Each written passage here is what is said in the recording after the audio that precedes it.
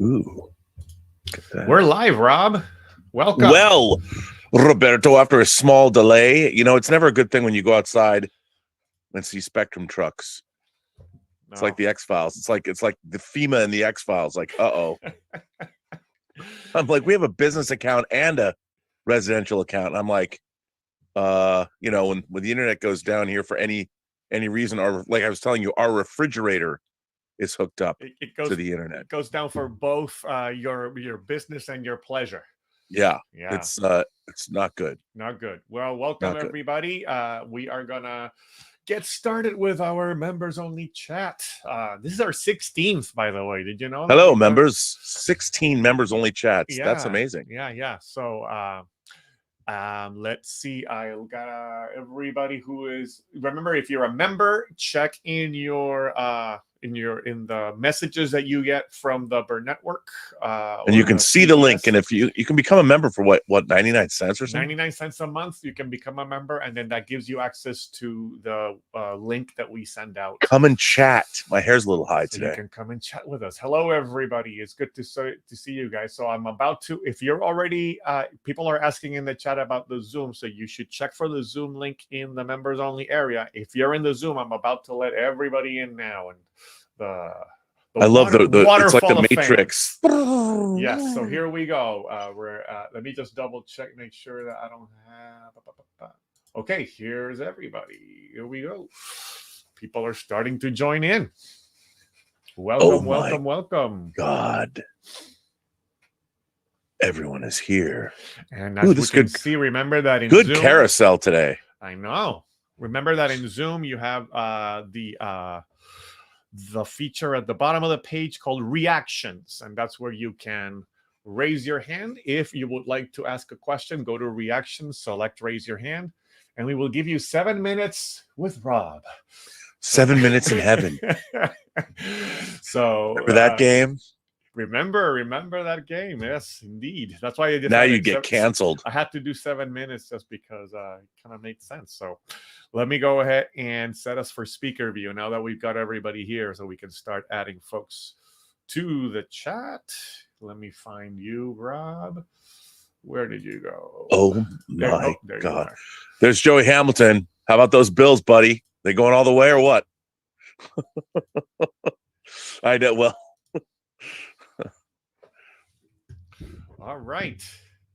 And yeah, so I will have a timer on. It's going to be up on screen, both on the stream and on Zoom. So that way you can keep track of your time, so that we can make sure that everybody has a chance to ask their questions. And so let me just move this over here. We've got, first and foremost, we've got Joey Hamilton joining us. So Joey, big weekend for Joey. You should be able to weekend now, Joey. Yeah, very nerve-wracking. You seem calm. Yeah, you know, it's weird. Last week we were playing Miami, and they were out like all their starters. So there was it was like a lose-lose. If you look great, and then people are just like, well, you know, all their starters were out, and if we lost, it would have been historically embarrassing. So it was one of those games where, you know, just had to win, and it did not go as well as we hoped it was going to. So it was just like a ball of stress for the whole last quarter of the game. This week, I mean, it's going to be another tough matchup, but we just have to win. It's funny because you were here at the exact same time last year. Yep, I remember. That was ahead of the Chiefs game, which was a great game, but it also ended very badly. So Buffalo's, my mic's a little bit loud. Buffalo's never won a Super Bowl, so we just have like the stress, like we just have to win, because we don't even know what it feels like to win. It's just always been disappointment. We went to 4 Super Bowls in the 90s, and we lost all of them. One of them by a kick that went wide right by a few feet. I remember that. Yeah, I wasn't alive for that, but I've been alive for quite a lot of heartbreak. So we just really need to win. Heartbreak feels good in a place like this. I just had my I have one AMC near me. It's like 20 minutes away, and we just had 2 Regal theaters that I frequent just closed as part of that whole structure. I can't believe it. A huge Regal theater that has the biggest IMAX near me is closing. Although they have stunned. said that they weren't going to close. But you talk a lot about a theater in Seattle that you used to go to when you were younger, and this Regal was sort of like that for me. Like if you think of all the major movies I saw growing up, it was like that Regal that I went to. So it's just, I hadn't ever thought that it would close, and then I just saw in the news that it said like 2 local theaters to close, and I never even thought that would be one of them. And then I see that it was that Regal. I was like, geez. Well, at least in Seattle, they blew up a lot of the theaters that I went to, like the UA 150, where I saw all 3 Star Wars movies, and Alien and Dawn of the Dead and Buckaroo Banzai and Big Trouble in Little China. I mean, an endless parade of films. They just blew the whole thing up. Like, it turned, a friend of mine, my friend Craig Hyland, when I was back visiting Seattle, he goes, "There's something you need to see." Oh, We go down to the corner of 6th and Blanchard. I mean, this theater was incredible, and it was literally just chain link fence and rubble behind the chain. And it was almost like, adding insult to injury. It felt like somebody personally had attacked my life. Not to be hyperbolic. I can imagine.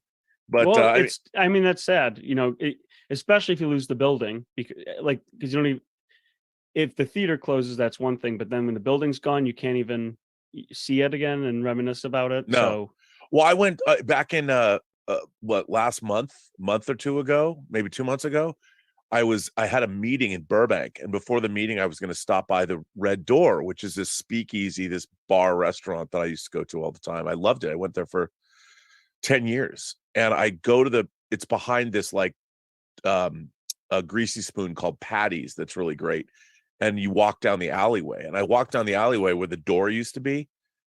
There's just no building. Not only is the bar gone, the building was gone too, and it's just a single story built like on a block, and it's just gone. Mm-hmm. Building's gone. They weird. And it's such a strange, like in LA, nobody cares. There's very few. Everything is transient. There's very few things that are left that you can go to, and it's frustrating. Like, my favorite movie theater, the Cinerama Dome, has been closed for 2 years now. That was my, and the ArcLight with all the theaters there. Those I think are going to probably reopen though, right? Yeah, they're gonna. But now I live far away from there, so it was my go-to theater. I would go see every movie that opened at the ArcLight, and it's just gone. That. Oh yeah, no, it's weird. I mean, there was a restaurant I used to go to in Toronto when I was younger that I just went there like this past summer, and it was just gone. So it's weird because you never know when the last time you're going to go there is, and then you just find out that's changed and you won't be going back. I am happy though that the last movie I saw there was Avatar, because it's a big movie, so you'll remember that, like, it's cool to go out on like a big movie. That was the last movie I saw there. Yeah, the IMAX theater that I was going to, the Regal, that's the last thing I saw there. We saw Avatar 2 there when it opening night. Yeah. And that was it. Same. So go out with a bang, at least. That's all you can do, man. But so what else is up? What else is going on? Nothing. We are just locked in on tomorrow. Laser focused. Well, yeah. All as Uhura said in Star Trek 3, all my hopes. Well, people don't get. I mean, you're in LA. It's not even close to the same. It's a football town in Buffalo. It's a lot like a college or a high school situation where I remember I had a doctor's appointment after the game last year, and like all of them are talking to me about it while they're giving me the checkup. They're like, "Oh, did you see the game? Geez, it was so." It's, you can just feel it in the air when there's a big game going on. I have not experienced a Super Bowl, but I imagine it's going to just be crazy for the weeks leading up to it. Yeah, well, we don't close. It's interesting because I don't think that the West Coast has, I mean, there's different things socially and culturally on the East Coast that we don't have as much on the West Coast. Mm-hmm. And people are football fans, but it's like pub culture. Like, we in LA, because you have to drive everywhere, we don't have, like, you go to Boston or you go to New York or something, there's a pub culture. There's bars, you can go to bars that are hundreds of years old sometimes and hang out and talk about. We just don't have that here. And even though we do have lots of football, we got the Lakers, we got the Chargers, we got, the Rams. It's not like we don't have sports teams here. It's just that it's a different culture. I think it's too spread out. It's too, But I miss that. You know, we kind of had that in Seattle with the Seahawks, but yeah, you guys on the East Coast, you do it right when it comes to your football teams. But I wish you the best. I hope the Bills pull it out and make it to the Super Bowl and win then. So I didn't realize they'd never won a Super Bowl. So there you go. Go Bills. I don't know, Roberto. Should I sing a song? I'm back. I just, you know, it's rare when we have folks. By the way, early, so we're good. But Joey, thank you so much for joining us today. I want to show this to you. Did you finish it? Oh, it's an empty bag. It's a dead soldier. Well, you know, it was good while it lasted. I'm sure. It was so good. Probably so terrible for my system, but you know, hey, I'll go out with a bang. Hey, can't complain. But next time I'm on the, you know, whenever I'm on the coast at least once a year, so I will. I'll make sure to get you your yearly dose of. I love it. Candy. I love it. I've got my operatives out there in the world. All right, we got Julian Mushkin coming up next. Julian, you should be able to unmute now. I am unmuted, and greetings all. Are you dried out? Dried out? Yeah, it's fairly. The last big rain was a couple days ago. So nice. Yeah.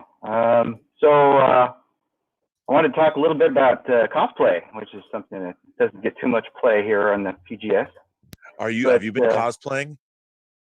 Not since the last steampunk convention I went to. But, oh, nice. Yeah, we do steampunk and sci-fi and Star Trek, mostly Star Trek for like the Las Vegas. Oh, and Stargate too. We did that in Chicago. Nice. But it was like, as being a Star Wars fan, I was like, why don't I have a Star Wars cosplay yet? And so not too long ago, I finally decided, I've been building pieces for it, but I finally decided I'd go ahead and get the major part for the costume. And so I pulled the trigger, and I'd always decided that, you know, if I was going to do Star Wars cosplay, it was going to have to be one of my, you know, favorite. It was going to have to be, we saw him in the very first movie. You talked about being at the UA-150, 1977, Star Wars, the second Imperial officer we see, you know, in Adonis Prodigy, Lord Vader, plans for the battle station are not aboard the ship. An escape pod was jettisoned during the fighting. She must have hidden the plans in the escape pod. See to it personally, Commander. There'll be no one to stop us this time. No, yeah. So he is my epitome of the efficient and brutally cool Imperial officer. Wow. I've just, whoever was doing casting for that, they picked an awesome actor to play that. He only has one line, and he just nails it and gives us, you know, a very good view of what, you know, efficient Imperial officers. Well, he's got that great face too. Yes, and the camera's a little high up, looking down on his face, so he's got that low angle, which makes him even more sinister. Yeah. So good stuff.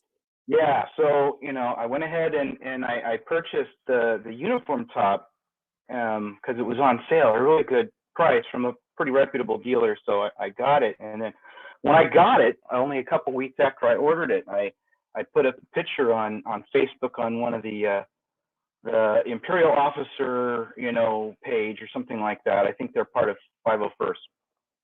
I was like, look what I got. And everybody's like, oh, that's cool, awesome, where'd you get it? And then this one person comes on and says, well, what officer are you going to play? Because you can't play anybody from A New Hope. And I'm like, what do you mean? Wait, what? And that's what I said, what? And apparently the 501st just changed recently. Within like the last year, they changed the regulations for the black jacket for all the original trilogy show, because the high resolution nature of the new, you know, films has allowed us to see the jacket clearer. And it is not the same as the white and the olive drab jackets that they're wearing in the first film. So, what one always forgets is the black ones have a full piece collar. It's not open in the center. It's one piece, and it goes and it secures on the right-hand side. So it comes all the way around. And then the double-breasted nature of the front is echoed in the back. So on the left side, the seam, it's not just a seam, it's an extra piece of material. It comes up and over, and you can see where it jumps up in the high-resolution images of Prodigy now. Okay. So it's echoed on the back side. So now they've changed the regulations for uniforming for the black jackets to look like the jackets they wore in the first movie if you want to play a character from those movies. And I'm like, there's also, so if you go and look at their site, there's a big V-notch cut in the back of the sleeve. So in looking at this, they said they think that the black jackets in the first movie were borrowed or used from the costuming because they were at Elstree. Those are the same jackets that they used in Fahrenheit 451 for the firemen. Wow. In the original movie. That is what they're saying. I don't know if they actually have the production record to say it, to actually say that's what they were using, but that's what they expect everybody to have their uniform look like now. That's very, well, you know what though? Look, I understand and I respect the 501st's efforts to preserve authenticity, but it's like, and as new information is provided, like it's like science. As new information is provided, we incorporate that into our vast array of knowledge for whatever. But does that, and I get where they're coming from, but I think they got to give people a grace period. Yeah. Well, considering that by Return of the Jedi, they were wearing a jacket where the collar was open in the front. Because I took a look at some of the close-ups. The black officers are wearing jackets that, so it's like by Return of the Jedi, they're wearing exactly the same jacket, only black, as the olive drab and the white. Okay, well, so theoretically, maybe that character had that costume in his closet. Yeah, it's like, how much are you going to go for? What's the intent and what was, what was actually, no, this is what I wanted him to look like. I always wonder what came first, the chicken or the egg. Did they decide already what they wanted the officers to look like? They got there and somebody said, hey, look, we've got these black jackets. We could use these. They're close enough. Yeah, I mean, oh yeah, that'll save some money. But that's production. That's production. There was a guy on Twitter that came after me about liking they released a scene from Star Trek Picard season 3 of Picard finding his old comm badge chirping. It's from the very beginning of the first 10 minutes of this Picard season 3. And he was pointing out that, well, this isn't canonical because the last thing Picard wore was the split jumpsuits, that with the different comm badge from Generations. And I'm like, well, technically what Picard has in his house, he's packing up all this old stuff. And this is my pet peeve about all of fandom. I have felt this way since I was a little kid. You have to be able to everyone says, okay, if it appears on screen, it's canonical, but you also have to give quarter or give allowances for things like, just because the last time we saw Picard in that uniform before the first contact uniforms was in Generations with the split, it was not the same as the two-piece suits that they're wearing in TNG. They changed in Generations. That doesn't mean that Picard wouldn't have his old uniform from the third season on and his old comm badge squared away, put somewhere as a keepsake. Now, this guy's arguing, well, the last time it canonically would have been this comm badge with the different, not the circle, but the thing that, and it's like, that's not necessarily true, because in Picard season 3, he's got the old uniform. It's not the split. It's not that split, that sort of more casual duty uniform that we saw in like Voyager. And you can argue about that kind of stuff all you want, but you also have to allow for the fact that in this particular instance, Picard's packing up his keepsakes and mementos, and he's going to ship them off somewhere or take them somewhere. And so that's just what he had there. And who's to say that that's not the case? But it's interesting that I don't know. I mean, I understand where the 501st is coming from, but they got to give people. I mean, here you are with your brand new outfit, and you get shot down. I don't like that. It's not nice. You make it too exclusive, and then you end up not having anybody participate eventually. But I mean, I understand the philosophy behind the 501st. You know, they're looking for accuracy, and I totally appreciate that. That's why they're so cool, because when you see those uniforms, but even they have to be like, oh, we've learned something new. So in a year, we're just telling you, we're not going to let anyone else after a year from now or whatever, since we've seen it in 4K or whatever they released there. They got to give people time. We'll give it a grace period.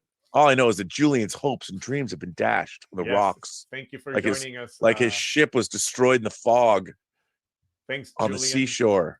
Sorry, I didn't say thank you to Julian for joining us earlier today. So thank you. Oh, well, thank you, Julian. We do for have a sharing couple your of super consternation chats, with us. and a reminder to folks that we got. If you want to send a super chat, we'll read it out here. We've got some old guy in Hawaii. He's giving us $20. Thank you, some old guy in Hawaii. First heard of Marlowe from the trailer today. Neil Jordan directing Liam Neeson, Jessica Lange, Diane Kruger, and Cole Meany. Only thing I'm not crazy about is the trailer itself. Very tropey and uninspired. What say you? You know, I thought it was so funny when I was watching that at first. I thought it was a parody. But as I watched the trailer and realized it's Neil Jordan, I didn't. It's, you know, Philip Marlowe. It's like 40s film noir, and I liked it. I thought it looked great. But, you know, it does. I think what's so funny is even when you see movies like Live by Night, Ben Affleck's Live by Night, when you're seeing a throwback to an era that's being recreated, sometimes I guess it can seem anachronistic on first glance. But I thought the trailer at first was like a parody, because it was hitting all of these film noir tropes that felt very stale. But then as the trailer went on, it won me over. And it is Neil Jordan, so I'm hoping it's great. Tom Jr. Jackson pointed out that Matthew Medina has sent in a membership chat or an anniversary chat type chat. So if you see it, to pass it on. I haven't seen it, but I think that has to do with StreamYard, but it might be something you can check on, Rob, if you see it later. To be on the lookout for Matthew Medina's chat. But wanted to acknowledge to Matthew that we got the message. So, all right. So going over to SA Saipen, we should be able to have you unmute now, SA. Hi, how's it going? What's up, dude? How's Northern California? It is actually sunny, but way too cold for my liking today. So maybe, you know, my eventual plan may be to move to Lahaina and Maui. Oh, I love Lahaina. And travel the world from there eventually. Go to Europe more, et cetera, et cetera. But yeah, Lahaina, went there. I think I was talking about that. That was my best vacation of 2022. Did I ask you if you went to the Banyan Tree Inn and have a meal? We stayed down the street from the tree, but did not go in that particular inn. I've been going to that place. The first time I went to that place was in 76 or something. I'll write that down if it's still around, because the Banyan Tree is like the center of town. Yeah, they have. We went into the Fleetwood Mac bar, which was kind of. We kind of like had to stand and drink and eat, and it wasn't that good. And then like we were there for almost an hour, and I kept running up to the rooftop to see if any seats were available. No seats were ever available. And it was, so it was kind of slow. And then, you know, it was basically people that just wanted to pay extra money to kind of cosplay as a rock star almost. And then, we found a good bar, which, you know, I thought it would be like, oh, this is just, you know, more Pirates of the Caribbean exploitation or whatever. But it was called Captain Jack's, and it was literally a block down, and everything was at least half as cheap, and they had a better beer selection. And it was, the bartender was local, everybody at the bar was local. So Nice. we just pretty much hung out there for like 2 or 3 nights and chatted to all of the locals. Oh, that that's was encouraging. well. My favorite thing to do when I travel is if I'm in a foreign country or something, the first thing I do is go to the, if I'm staying at a hotel, go to the concierge and say, look, where do you hang out? Where I want to go, because I love going to bars in foreign countries, because that's, if you go to a place where it's mostly local, the first thing you do is you ask the bartender, you know, where should I go see things, and you meet people. And the thing about when you go places like that, you always go and hang out with locals. They're the first people to say, hey, well, have you been here? And oh, let's take you there and let's go. And you wind up having great adventures. Yes, yeah. You learn a lot more about where you are that way too. So Yes. Yeah. So yeah, that's cool. It's definitely warmer there. I don't know about the island fever factor, but you know, hopefully, you know, if you have money, it doesn't matter. You're happy no matter what. So Yeah, I mean, Maui's beautiful. I love Maui. Maui's beautiful.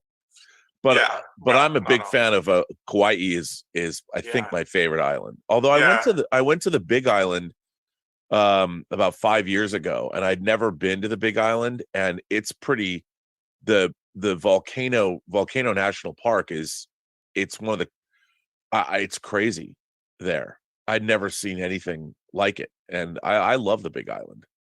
Yeah, I think I'll probably go there. I have not been there, but eventually, because so many people from this area have moved there because the prices are better than the other islands. So Right. Yeah. Kauai, the Big, because it's, which is interesting, but I mean, Kauai is just insanely beautiful. That canyon is just, the Nepali Coast tour, which they have like the King Kong Rock, and the Jurassic Park stuff. Yeah, it's cool. It's cool. And then if you go around the other end of Kauai, there's like you can go off road and you go to this beach where the canyon dumps out. And there was, when I went there, there was nothing there. And it was this gigantic, unbelievable beach where there was nobody on it. And I'm like, this is the greatest thing ever. It's probably all built up now. I mean, that was 20 years ago. But yeah, I went to Lanai. You can get there from Maui, and that's owned 98% by Larry Ellison. Right. Yeah. So it's bizarre, and in that respect, there's a little park that's cool, and you can walk around like the 2% that's not owned. Right. And there's like a rock formation created by some of the Hawaiians from the 19th century, and there's a little story about it. But when we were riding the ferry back, there was a guy that was basically there to check on everybody and see how the Hawaiians are being exploited by Larry, and he was going on about, basically he was a really political guy and talking about how he could get on the city council and the state council and do all of these things. And then, you know, apparently, it actually worked, because Larry was recently, I guess, nicked a little bit for not living there. It's one of those places where you live, but you don't live. Right. That kind of thing. So there are a lot of, I like the politics of Maui better too than the other islands. It seems like it's kind of more progressive, et cetera, et cetera. But, and Maui has Haleakala, the volcano, and you can go down the sliding sands into the crater. I did not try that one. It's pretty good. That would be an eventual thing to do if I lived there. But so I put the masquerade rabbit up for the year of the rabbit, or the hair raiser. I don't know. That's the treasure hunt from the 1979. This guy made a children's book about it. Oh, wow. It wasn't really a children's, but you might have heard of that, with the treasure inside of it. Yeah. Yep. Yeah.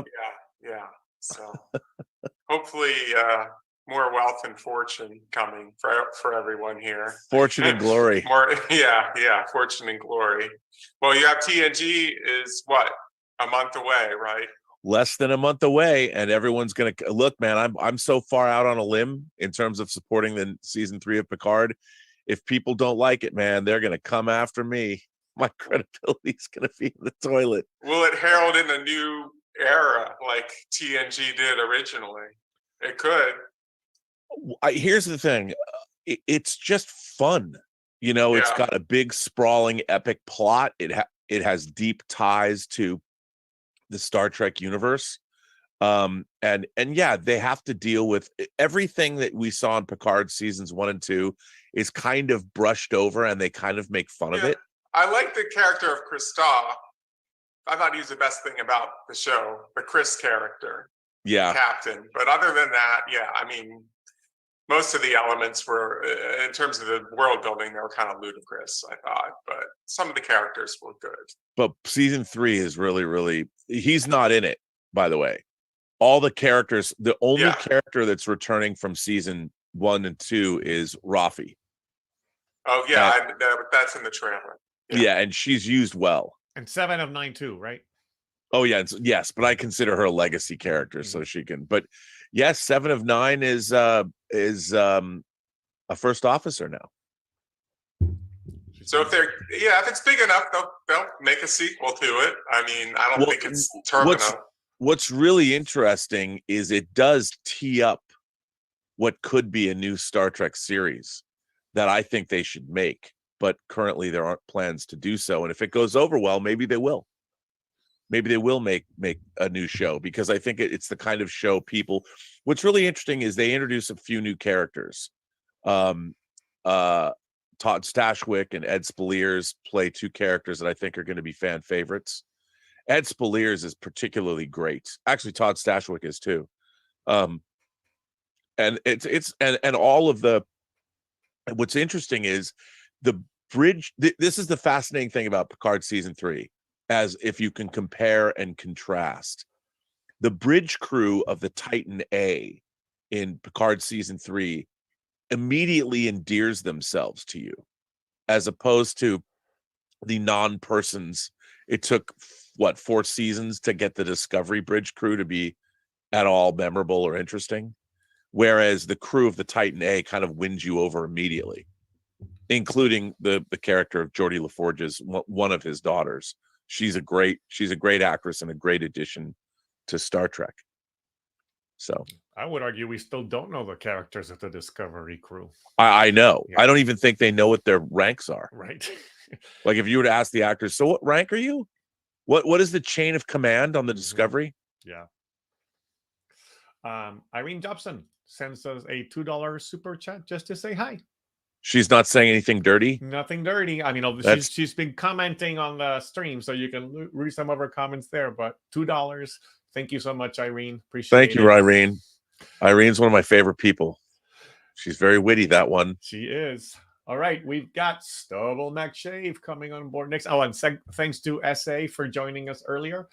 Stubble, you should be able to unmute now. Hi. What's up, dude? Yeah, it's good. It's good.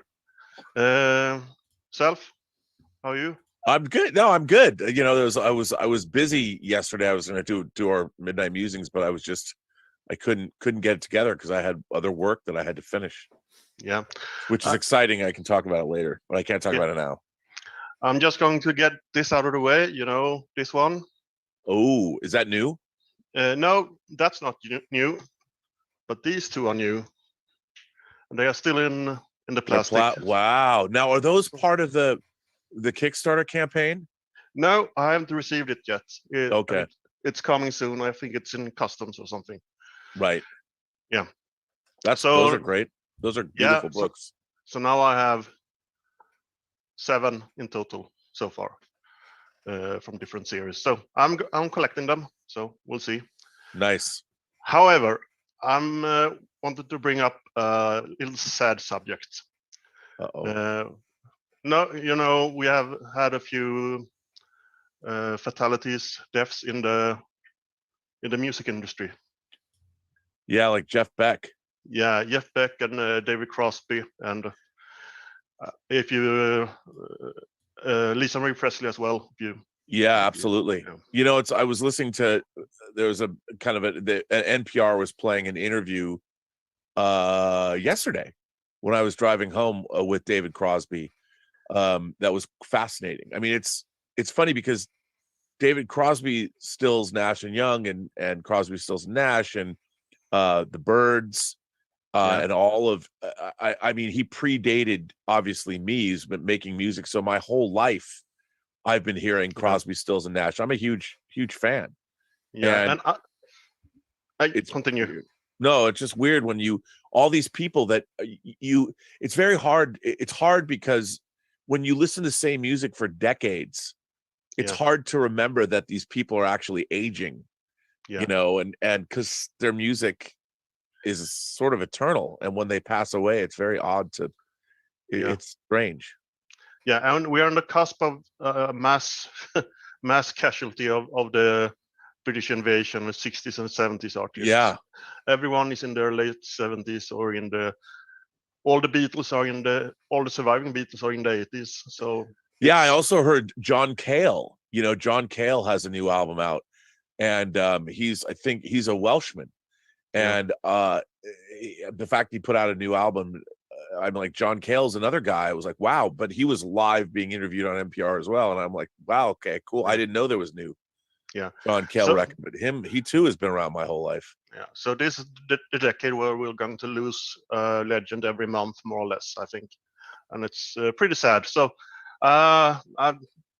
it's a bit of a depressing topic, so to speak, but you know, all the trailblazers are going now. You know what we listen to in our youth and in our all those. So, but on to something more positive. But it's an important point, though. It's an important point to remember, because I don't think that we have the trailblazers anymore that they represent. Yeah, and I looked up Jeff Beck and Lisa Marie Presley. You know, all the information you could find that without digging for too long. But I found that Lisa Marie Presley had a very challenging youth period. Yes, sure. Because you know, her father was he had so much charisma. People knew before he rounded the corner, they could sense that someone was coming. You know, that kind of charisma. And he loved his daughter, and she never saw his bad sides, only his good sides. And she always tried to find a guy to live up to him, and she never found it. No. And so I think she had a lot of problems with the whole thing.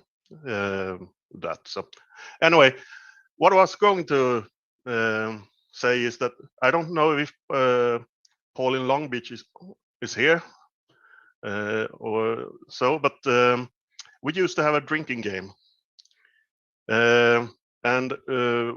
but it's more than a year since we had drinking. I have a vodka tonic here, by the way, and I have a secret word. When you're saying that, I have to drink, and I will drink other times as well. But we had Star Trek as a word when the Star Trek Discovery just was coming out a few years ago, and I know one show you almost killed us. We had to drink so much. So that's hilarious. Yeah, but it's not Star Trek today. It's another word which I won't tell, and maybe someone will figure it out. But is it verisimilitude? Anyway, no, it's not. We had that as well, and on a period that always was challenging. So I will be sipping away on this. All right, over the evening, and hope you don't say it too often, but often enough. So, yeah. Okay, that's hilarious. But that was more or less all that I had all the subjects I had. But anyway, anything you're wondering about? Well, how like what is the feeling in Sweden about Russia and Ukraine? Like, are you guys keeping tabs on that? Because, you know, they're talking about Ukraine. You know, now there's a fracture in NATO because Germany doesn't want to give tanks to Ukraine, and They're talking about, the Russians are talking about mounting a major offensive in 3 different fronts, coming in through Belarus, and they're once again they're rattling the nuclear sabers over in Russia, and the Wagner Group has 40,000 convicts fighting for them. Yeah, which, I mean, the human rights violations alone with those convicts are probably, I can't. I just am curious what is the talk in Sweden? No, I think it's quite similar to what you have over there. It's it's constantly in the backdrop of every news segment that this and this has happened and this is happening, and all of those things. No,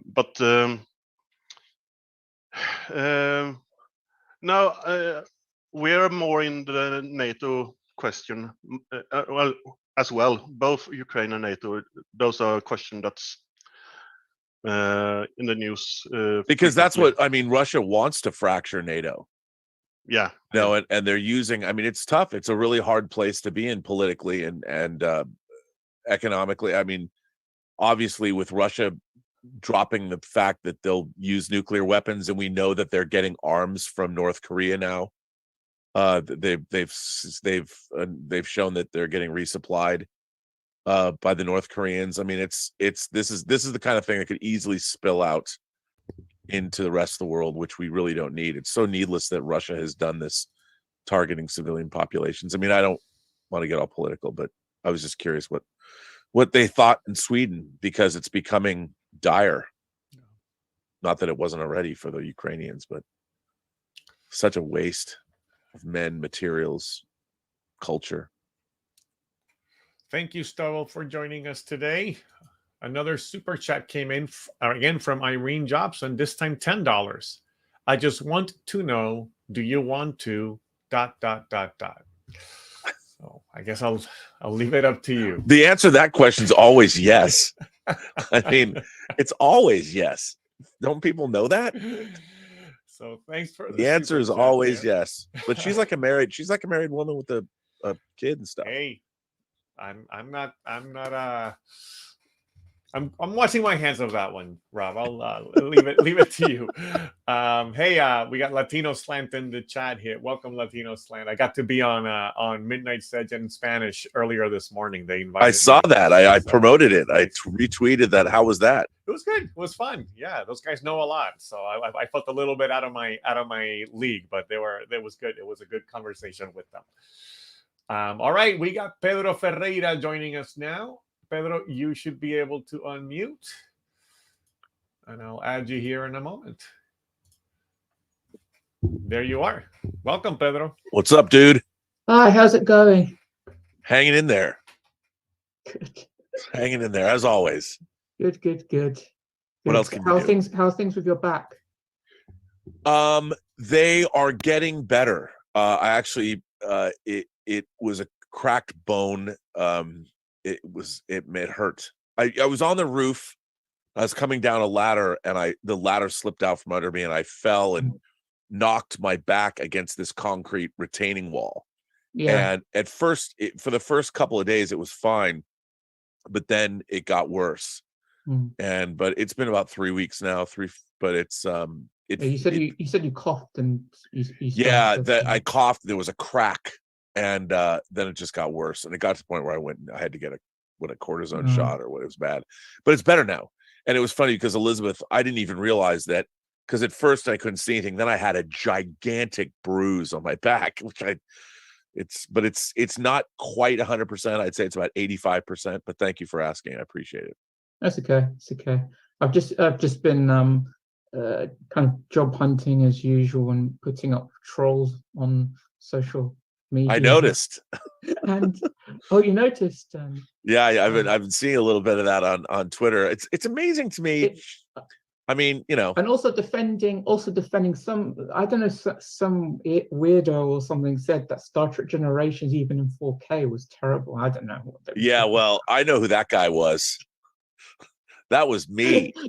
But that's okay. See, I don't mind that. That doesn't make me feel stressed out, like defending something like that. It's the other type of trolls that don't like. But well, it's interesting to me. I mean, my whole thing about, I have the same problem with Star Trek 09 and Generations. The thing about Generations is, the thing that I have real difficulty with that film is the idea of the Nexus, the idea that this is a spacefaring energy ribbon. That's fine. You can have spacefaring energy anomalies. We've seen those before. But the fact that it can read your mind and create an environment for you, the place you most want to stay. What it does is, you can't have a spacefaring energy ribbon and then call it. It would have to be a sentient life form of some kind to be able to, one, read your mind, and then create an environment, some virtual place where you go. I don't believe that conceit. I do not believe. I cannot suspend my disbelief with that. And then they're like, well, there's an echo of Guinan in there, so I don't believe it. So I think that I get what you're saying. I mean, I wouldn't say that it's the best Star Trek film ever made, and I wouldn't say it's the worst, and I don't personally think it's a bad movie. However, I recognize the film's flaws, and that is definitely one of probably the biggest flaw of the movie. Is that I think the problem is that you have a science fiction film, and then you bring. I mean, it's very unusual to bring sci-fi fantasy into a science fiction universe. So then you're it's like trying to explain. It's like bringing in the Force into Star Trek. Yeah, that's exactly you're exactly right. It doesn't fit in. So obviously, then you start to think, hang on, how does it belong in that universe? So something like the Nexus is something that, although it's interesting because continuity-wise, the Nexus could, if the Nexus is supposed to appear every however many years, it'd be interesting to have a story set the next time it appears. Sure, yeah, and to see what it could do, you know. But there's all kinds of things, like science-wise, like, okay, you're going to blow up a star to move the Nexus, so it's going to come over the planet that you're standing on, as if stellar mechanics can happen instantaneously. Like you know, in Generations, they launch a chemical rocket from the surface of Viridian 3 to a star. Yeah. Well, light from our sun takes 8 minutes to get from the sun to us, and that's at the speed of light. And this is a chemical rocket they fire up into the sky, and it like immediately hits the sun. It even if it could travel at the speed of light, and I understand dramatically you can't do that, but then to me that's a good writer says, well, we can't do that because that's completely unbelievable. And everything that happens in Generations that regarding the Nexus makes no sense. Yeah, if Picard can come, and that's why I can't stand it. And it's I have the same problem with J.J. Abrams' Star Trek 09. People are like, "Oh, that movie's so much fun," and blah, blah. I'm like, it isn't fun for me to watch because the villain of that movie is angry because his homeworld was destroyed. Everybody he knows he loves is dead because he blames Starfleet for not helping them, and he goes back in time almost 100 years. And rather than go to Romulus and warn his people that 100 years hence the Hobus star is going to go nova and destroy Romulus, he instead avenges himself upon the Federation by blowing up Vulcan and doing all this stuff. And to me, I'm like, you're an idiot. You're stupid. I think, but I really like the character of Zoran because he's like, you know, people like that in real life. You know, those people that like are bitter, that have answers to everything, that try to challenge you on things, but somehow get away with things because they like, you know, it's like they can be spiteful because they're bitter people, but at the same time they always get what they want in the end. Like I like that Zoran's like three-dimensional in the sense that we know someone like that, and it's like it makes him kind of human in a way. But yeah, I don't disagree. I mean, but the thing is, all you had the idea that Soren wants to get back to a place where to a paradise, to some place where his dreams are fulfilled, and that he had a taste of it at one point. Well, that's a great idea. Yeah. And that's where you bring that's where you bring in a better science fiction construct. And in Star Trek history, they've had places like that, like the Telosians. You know, you go to Talos 4, the Telosians will give you a life that you want to lead. You know, they'll and I understand that idea is a Star Trek idea, but then they piled on this idea of the Nexus, and even the Nexus is like, okay, well, you know, ships get destroyed if they get too close. Well, yeah, it's all over that movie is all over the map. I think the way it worked in the movie was that if ships try to go through it, they get destroyed. But if human beings go free, like if human beings by themselves go into the Nexus, they don't get destroyed because it's something to do with the mass, like but that's the problem is it did not make me suspend my disbelief in it. And I think one of the problems, especially with the Next Generation movies, and I don't blame Ron and Brannon who wrote Generations. You know, they were under enormous pressure because they had to write all good things and they had to write Generations like at the same time, because people forget Generations came out in the same year that Next Generation ended. Like Next Generation ended in June of 94 and Generations came out all holidays 94. I mean, that was insanity. And they had to write both of those scripts, which are essentially 2 feature films, and all good things worked, I think, and Generations didn't work. But there's a lot about Generations that's beautiful. The cinematography is amazing, and you know, I like the performances and all that, but the movie doesn't hang together. There's elements of it. I mean, it means well. It's not terrible, but it means well. I think its biggest problem is that it had this idea. Somebody had the idea, we have to do a crossover between the 2 casts. Yeah. How are we going to do it? And they just didn't have enough time to really kind of think it through and figure out what that would be. Yeah. So it was an idea looking for a story to make it happen. Yeah, and I think one of the problems that I've had in the whole movie era of Star Trek and the whole modern era of Star Trek is rightly or wrongly, I read a lot of Star Trek novels. And Judith and Garfield Reeves-Stevens, the husband and wife team, wrote one of the best Star Trek novels ever written, which is their book Federation, which brought both both crews together in a really compelling, very hard sci-fi sort of a way. And I think one of the great frustrations about being a fan of anything, if you're a fan that reads the licensed fiction or whatever, and Star Trek really predates Star Wars, and there's a lot of great Star Trek novels.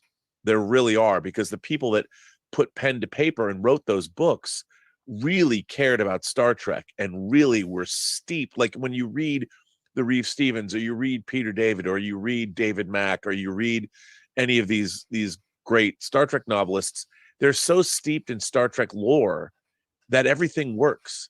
When they write their big epic stories, you believe them. And the frustrating part about modern Star Trek is the people that are making it don't know shit about Star Trek. They have a very cursory knowledge of the lore. And so you get these things like some crazy alien has a tantrum and destroys all the dilithium, and people are like, well, now there's a big energy crisis in the Star Trek future. And it's like, not all faster than light ships were powered by dilithium. So the idea that you couldn't cross these vast distances of space is stupid. It's a stupid idea. It's like, look, any cursory glance at any Star Trek technical manual will tell you that, say, the Romulans power their ships via artificial singularities. Yeah. There's all kinds of faster than light, but it's like, all we know is dilithium because you didn't bother to give a cursory read. Like, just look up Star Trek propulsion systems on Google. Right. And it'll give you a list of all these things. And like, then you're asked as a Star Trek fan to believe, like we are in the Discovery future, that this and the reason for the calamity, some alien creature, because he crashed on a planet that has dilithium, is somehow now connected via his chromosomes or DNA to dilate. It's so stupid. And you read it and you're like, this is the dumbest shit ever, written by people that don't know anything about science or science fiction, and they're doing it under the guise of Star Trek, and we're supposed to sit there and take it. Yeah. And it's not even good magic. No, that is exact. You know what? That brilliantly, Roberto, that is brilliantly put. It's not even good magic. Yeah. And that's what's so frustrating. If you're a fan of good science fiction, fantasy, or horror. These genres are making up shit out of whole cloth in terms of the methodology behind magic, behind the supernatural, behind speculative science fiction or whatever, and they have to make you believe. And now the people that are writing modern Star Trek aren't those people. And so when you're watching these shows, they have no credibility. And if you look at the way they have people talk, they talk in a generic fashion that could be transposed from, This Is Us, or take your pick, whatever, Gilmore Girls, or whatever conversation you have. And the writing is not inspired, and it's not good. And that's why one of the great things about Star Trek Picard season 3 is the conversations, the subtext of what's happening with the characters in the show. It's all about the emotion between them all. And you feel like these characters, wow, it's like, oh, these characters in Star Trek are genuine human beings that are well drawn and well written. There is some great writing and some great relationship stuff in terms of the character interplay in Picard's season 3 that has been sorely missing from Star Trek for a very long time. And it's apparent when you see the relationship that Jean-Luc and Riker have. Yeah, it's great. Looking forward to that. We got a few more super chats. Daniel Brielmeyer comes through with $100 Canadian. Thank you, Daniel. That is super. It's amazing. Nice. Thank you so much. That's crazy. He followed that up with this message saying, making up for all the times I've watched, just want to suggest a book for you, Blood River by Tim Butcher. I think you would enjoy it as your interests are varied. That sounds good to me. Yeah. It's Jim Butcher who writes Tim Butcher is different. Jim Butcher writes the Dresden Files. Okay. Yeah. So Tim Butcher, Blood River. Blood River by Tim Butcher. So I want to make a note of that. So and then we also, let me just uncheck these. Alex Dittman comes in with a 1999. Rob, sorry I've been gone for a while. My friend, we had a death in the family, so just wanted to say hi. Just wanted to say I will be back moderating soon. I'm sorry to hear that. No, we'll be here. We'll be here, Alex. I've got a good. I think I'm going to do a show after this before we do Midnight Musings. And Irene jumps in again with another $2 chat. What's the most random thing you will do? I guess she means in 2 months. The most random thing I'll do in 2 months. I think it means in the next 2 months. I don't know if I haven't done it yet. Most random. It's hard to figure that one out. So, but thank you so much for the chat, Irene. Appreciate it. As always. Most random. I do random stuff all day. I'm going to see tonight. I'm going to see a Clash cover band followed by a Johnny Cash cover band. It's Clash and Cash. Well, you get that in Portland. You're lucky. I mean, Portland still delivers on the culture. That's kind of random. So I got to hook you up with my friend Clark Von Trotha, who lives in Portland. Oh, well, he's got a company that does high-end home theater installation. Oh, I've seen their website. Yeah, it's pretty fantastic stuff what they do. Yeah. He's great, and I went to high school with him, and we were, I've known him for 4 decades now or something. 4 decades. Glen Mark is up. Glen Mark, hello. You should be able to unmute now. What's up, dude? Morena, can you hear me? Morena. Yes. Fantastic. I've lost my beautiful headphones. How did you do that? I think I left them on the bus on the way back from Balclutha visiting mum and dad for Christmas. Oh. Yeah. But on the bright side, I managed to sell one of my books on the way down on the bus to a gentleman with his child. Wow. Congratulations. So that was fun. Yeah. How's that going, by the way? So with that one included, I've sold 11 more so far. I'm going to, I got in touch with the library in Balclutha. It's just a fairly small town. And I had a chat with the children's librarian. She's pretty keen. And what she said is next time I'm down in Balclutha, to give her a call in a month's time before then, and she will set up a time I can read to the kids in the library. Yeah, that would be great. Hopefully, and sell some of those books to the parents would be the plan. That's a good plan. I like that plan. So, Rob, I've been having fun with ChatGPT. Oh, dude, I have to tell you, there's many ways you can use ChatGPT. And but I mean, effectively, tell me how you are using it. Well, I'm considering launching a podcast on children's literature. As you should. And I've got a working title for it. Hopefully it's a pun that works. Lit to Warm You. I like it.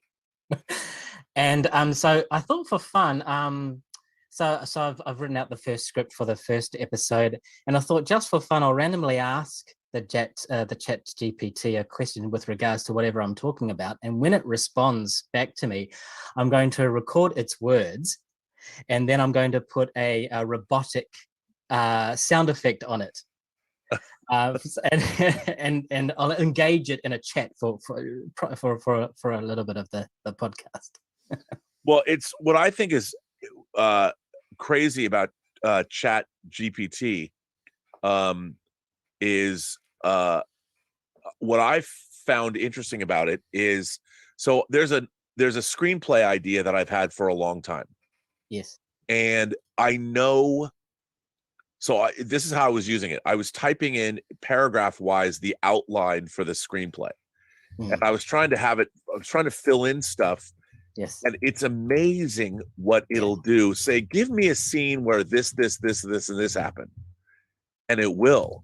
And then you can take it and then play with it and move it around. So I ended up generating like 20 pages of synopsis for the screenplay. And it was helping me lick problems that I had with the plot. And I'm looking at it, and then you're like, you can go put this paragraph in screenplay form, and it will. And then you can rewrite it and start playing around with it. And it's a fantastic tool, I think. And it's amazing what you can do with it. I mean, you have to give it ideas. Yes. And it'll give them back to you. But like I asked it to, like, you could just say randomly generate, like, I'll do it right now. Like here, I'm logging into it right now. I'll okay, quickly, I do have something more to say before. Oh yeah, go ahead. Say what you want to say, and I'll because I can do this while. Yeah, cool. So I thought just for fun, Rob, I would put in there, write a story about imagination, an imagination connoisseur. Okay. Now I won't read the whole story, but I'll read this paragraph because I was just blown away. The imagination connoisseur was an old and wise gentleman with a white beard and twinkling eyes. He welcomed them all with open arms and listened intently as they told him about their magical land and lives. He was impressed by the depth and breadth of their imagination and was eager to help them bring it to life. Now, if that is not a definition of the viceroy of verisimilitude, I don't know what else is. It's totally insane. It's totally insane. I mean that what it does. And look, I know it's just taking language models from around the web and putting it all together. But is that necessarily a bad thing? The next observations that I want to do it deals with this. It deals with AI. And I read an article. It's an op-ed in the LA Times about the guy who created Jodorowsky's Tron. He used Alejandro Jodorowsky, who was going to make Dune but didn't. And somebody, I think a director, put in the idea of Jodorowsky having done a Tron movie. And so it gave back all these incredible AI images of what Jodorowsky's Tron might look like. The point then becomes, so Jodorowsky's Tron was never real. It didn't exist. But once you put something into AI, and now you've created images of a potential Tron movie that Alejandro Jodorowsky directed, does it matter if it's real or not? Because now AI has generated something that didn't previously exist. And while it was prompted by a human being, it is now given production design.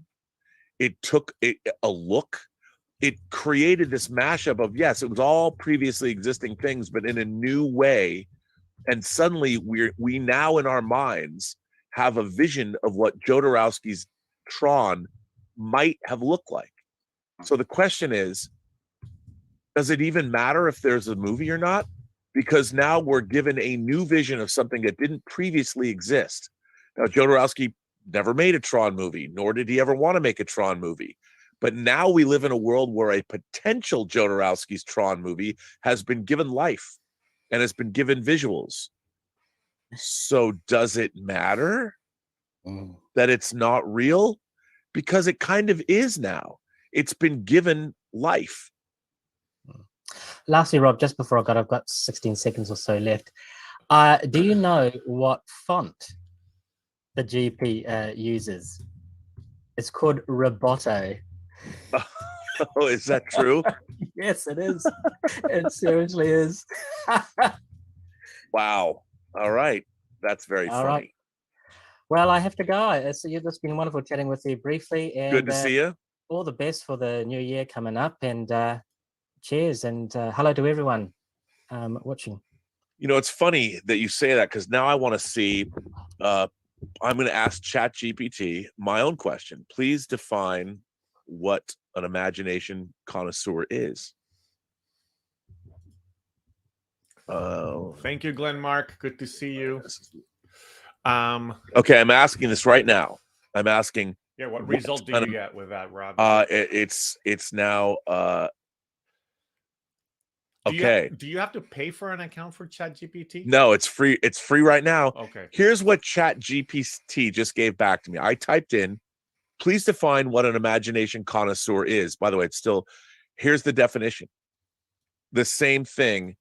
An imagination connoisseur is someone who has a refined understanding and appreciation of the use of imagination, often in the context of creative pursuits such as art, literature, and design. They may be experts in identifying and analyzing the imaginative elements in a piece of work and have a deep understanding of the various techniques and styles used to evoke imagination in others. They are also known to have highly developed imagination skills. I mean, okay, that's terrifying, because everyone asks me what an imagination connoisseur is, and I let people decide for themselves. But ChatGPT, again, something that I kind of prefer. I want people to write stories defining this, but now you can just go to ChatGPT and get this. So do we still need a book to define it? And I'd say yes, because we have to see all of these different things, but it's pretty incredible. That Rob, did you see the there's also the one that generates the images from your text description, but did you see that thing where there's like an apparition of like this kind of scary woman showing up now, because as people put in these and now like it won't go away, like it's like something that's just kind of been generated out of all these requests online? I read that article and it's and saw the pictures. It's terrifying. It's like we've given birth to an entity with all of these requests out there. We don't even know what the AI doesn't even know what it's doing. But you know what? That's the best part. Yeah, it's like wow. Yeah, that was pretty creepy. Alex Detman sent us a super chat for $4.99. Marcel says hi and has new toys he will be sending you as well. Ooh, Marcel is 9 and modifies action figures, 3 3/4 inch scale action figures, which I need to get stands for the ones he already sent me. But that's very cool. Great, and we've got David Gonzalez coming up next. You should be able to unmute now, David. All right, I'm muted. Welcome. Hello. We can hear you. Okay. How you doing? What's going on, man? I'm all right. How you doing? I'm hanging in there. Now that GPT is going to do everything for us. Yeah, I like how AI is. It's a way to reuse old knowledge that necessarily just would not be used or just forgotten. Yeah. Oh, it's incredible. I mean, it's really, as any tool, it's going to be interesting to see how people use it. Exactly. And of course, how much is it going to cost once now they've got everyone. I mean, I feel like ChatGPT is like the best kind of cocaine that we're being hooked on. It's pure uncut Peruvian flake. And once we're all addicted to it, then it's like, and it's $19.95 a month. Exactly. So I actually checked out the last chat because I was curious how fast I was talking because the 7-minute timer. So to do a little bit better and not just be speed talking, I just wrote out notes for myself. So first, I want to give a quick shout out to Tango Shalom. Oh, thank you. For 2 reasons. First, if you like Big Fat Greek Wedding, you should go see the movie, especially because the repeating actors and actresses from that movie. Yeah, and also the Joel Zwick, who directed the first My Big Fat Greek Wedding, was my fellow producer on the film. Yeah, I could definitely feel that. It had a good sense of what we don't really find now is wholesome entertainment. Everything has to be on some kind of an edge. Yes. There's not a swear word in the whole movie. By design. Not exactly, but yeah. I mean, when you call someone a shiksa, it's like, yeah. Well, yeah, that's true. But I see, it's funny. Somebody else brought that up, and I mean, I loved it. It was hilarious. In my family, though, my dad would always say, all you do is date these shiksas. And then I'm like, Dad, that's not true. And I'd be like, 2 of the great loves of my life were Jewish. What's wrong with you? But I never thought of shiksa as a bad word. But it wasn't until somebody else in Tango Shalom saw it and said, well, it's not exactly the nicest term. And to me, it just means a it's just Jewish funny woman. Yeah. I also liked how the movie gave me a little bit of exposure similar to Miss Marvel, because I've never seen the inside of a temple. I've never been inside a mosque. I liked that I could actually see those things myself. So it just reminded me of that. Go ahead. Oh, I'll tell you, so 777 is one of the most important places for Hasidic Judaism in the United States. And we were very lucky. There's a lot more that was shot in there, but we were sort of worried to use a lot of it because, there's a lot of people that it did say that we were filming in there. We didn't do it secretly or anything, but, we want to make sure that we didn't overstay our welcome. But it was really interesting. I mean, I thought that all that footage was really interesting. And I thought it was quite moving, actually, watching the men pray. Yeah, I agree. And then the Sikh wedding and going inside the Sikh temple, that's a real Sikh temple. And we asked them if they would stage, what does it look like when a wedding's over and the crowd spills out on the street. And that was all the people from that Sikh temple. They did that for us. So it was pretty neat. I thought that was all pretty neat. And then so that was one of the things I'm glad that you appreciated that, because that's one of the things I really liked about the film was I liked the depictions of the different religions. It was a good watching. You did a good Moses. I want to bring up how we were talking about on Campia show how James Cameron, how he should not be bet against. I feel like he is this generation's Lucas, and the reason I feel that way is because he's able to create zeitgeist moments. Like Lucas, he distilled, and he said himself that he distilled every religion so that anyone could find a kernel of hope because of what was happening with war at the time when the movie came out. So because anyone of any belief could actually find truth in that movie, that's why Star Wars was so readily identifiable, especially internationally to people. And with Avatar, it did the same thing, but with family. And I saw that it was everything from how children are raised to marital customs, everything from regular marriages to arranged marriages, intersocial connections, tribalism. And it makes so anyone in the world can see their own family in that film. And I feel like that's something that's been missing because they have been just trying to do the cool, flashy thing. And that's why the stories don't work. That's why, for me, the Skywalker saga didn't work, because it was a lot of flash, a lot of explosions. But in the end, it was never about really being a space. It was a space opera, but Lucas made an opera that happened to be in space. Right. I totally agree with that. I think you're absolutely right. And James Cameron has always been able to make because at the heart of all of his stories is it sounds corny to say it, but is love. You know, if you look at his movies, beginning with the Terminator, there was always a strong sense of love and affection. I mean, Kyle Reese is in love with Sarah Connor, and his love for her he's the knight that's there to protect her. And then Aliens, you see Ripley, you know, has a familial, a maternal love for Newt, and that gives her the strength to rescue Newt. And so in addition to all the sci-fi action adventure, at the core of all of James Cameron's movies is, like you said, a human story that we can all recognize. He invites everybody the world over in because he provides easy to understand storytelling, but at its core is very human in what they're trying to do. And it doesn't poo-poo romance, and it doesn't make light of it. It shows that at the end of the day, the love that people have for one another in the various forms. Yeah, he gives us the sci-fi adventure, the disaster of the ship sinking, but he still gives us those core human values that everybody recognizes, like you said, the world over. And that's why his films connect.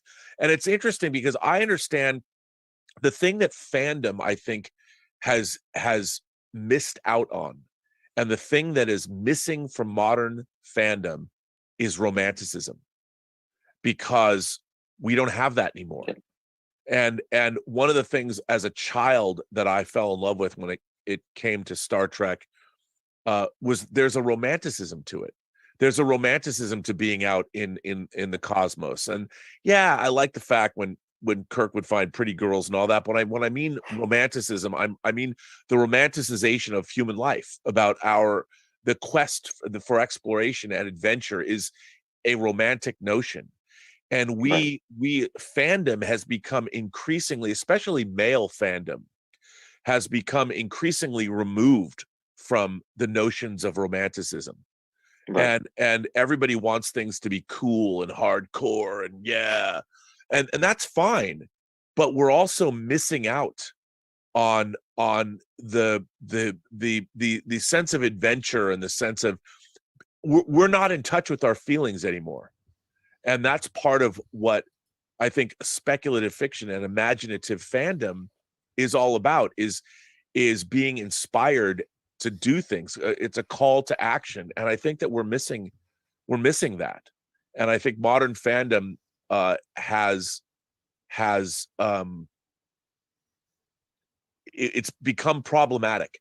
And that's where I think that's where a lot of the toxicity amongst fans. I mean, look, arguing has always been part of fandom, but I think that fandom has become increasingly heartless. And it sounds silly, but James Cameron puts the heart back into everything. And that's why people are like, well, Avatar doesn't have a pop culture footprint, because it's about romanticism. So that's why people don't go back to it.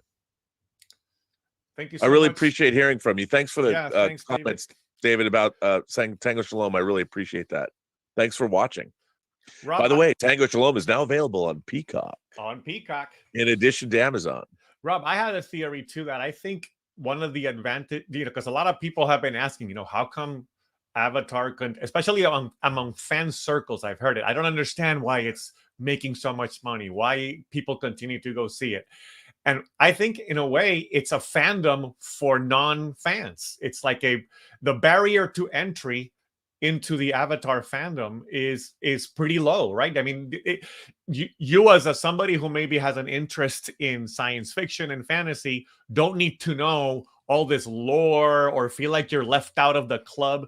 It feels like it's a fandom for everybody. That's one of the things that I kind of noticed in its appeal, that it doesn't have that same level of I don't know, of kind of feeling like you're not part of the club as other fandoms can sometimes be. 100%. And I'll tell you something else. It's a 4-quadrant fandom. Totally. No, fandom, there's always been, rightly or wrongly, a feeling of exclusivity amongst fans. Like, we know something the normies or the mundanes. Like, I used to go to a lot of literary base in the Pacific Northwest. We had NorwestCon, which was a science fiction conventions when I was a kid were very literary based. It was all more about books than media, because there wasn't very much media that was any good, and everybody poo-pooed it all because it was, other than like a couple of movies and things like The Twilight Zone and or things that were respectable, there wasn't a lot of great. So it was all literature, and there was all this talk of normies. Pardon me, normies are a new thing. It was mundanes. They called them mundanes when I was 12, 13, whatever. And what I hated about that was everyone liked being in fandom because it was our exclusive little club. Right. And what's happened now is the post-geek singularity, where the geekosphere, we won. The world turned into a sci-fi world with computers and technology, and suddenly all this stuff that when people have grown up in a technologically advanced society, at first, there were very few women in fan circles. They were there, but not by men dwarfed the female fan contingent. But what we saw starting in the late 80s and early 90s was there was material that was attractive to women en masse, whether it was anime, whether it was certain comic books, and suddenly there was much more female focused material. And I watched it happen over the last 30 years. And now everyone's a fan. Yeah. Men, women, old, young. We now live in a post-fan world, and there's still a contingent of fandom that wants that exclusivity. Right. They don't want everybody to love all of this stuff. And I've always thought that was odd, because I always was trying to bring people in. Every girlfriend I had in high school, I'm like, here, watch this, and maybe you'll like it. Right. We can watch it together. I mean, the whole point was that come join our club, and you could get very few people who would now. Yeah. I mean, now when if you told me we would have the embarrassment of riches that we have now, that we had that in 30 years ago or 40 years ago, if you told me that that Game of Thrones would be one of the biggest shows on TV, that Sandman would be on TV. Sandman, The Boys, that the Foundation trilogy would be adapted. That Dune, I would have been like, come on, that's never going to happen. Yeah, and I think that fandom is trying to, and especially I think a lot of it has to do with the differences between men and women too. Men especially we've sort of been cast adrift in the modern age. And all the things that we used to have that defined us we're either told that they're not good for us, or we're actually bad for the rest of civilization. And everybody's kind of looking for, well, what can we do to sort of right the boat? What are we going to have? What do we have left? What things can we like? Can we not like hunting and fishing anymore?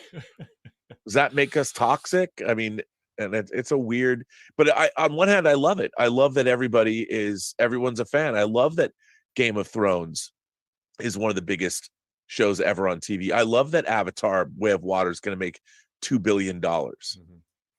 I just wish that the material that we get it maintains a certain level of quality that anyone who's a fan of science fiction, fantasy, and horror can recognize. I mean, I don't like the fact that a lot of people who are now creating this material, I think, are not necessarily qualified to do so because they haven't done the work. Right. And it shows in the finished product. And that has nothing to do with race, color, creed, religion. I don't care. I don't care who makes what I like to read, because I've read things from all different kinds of people growing up. What I don't like is people that are creating work that is substandard because they don't have the background to do it. And they damage our brands. And I think from a corporate standpoint, that'll show up in 10 years. They'll realize what happened to these great franchises that suddenly fell from grace or weren't great.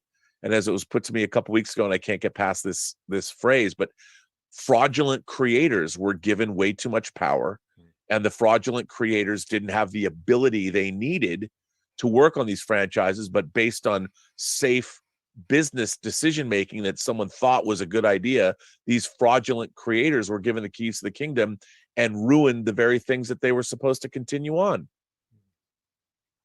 That's just a theory, though. Yeah. Stubble MacShave sent me a message saying, "Tell Rob that I'm ending the drinking game." Now, this was about 20 minutes ago. He hasn't mentioned the magic word, which is avatar, at all so far. Now, you just mentioned it a couple of times, so maybe he's back on the drinking game again. Yeah, come on.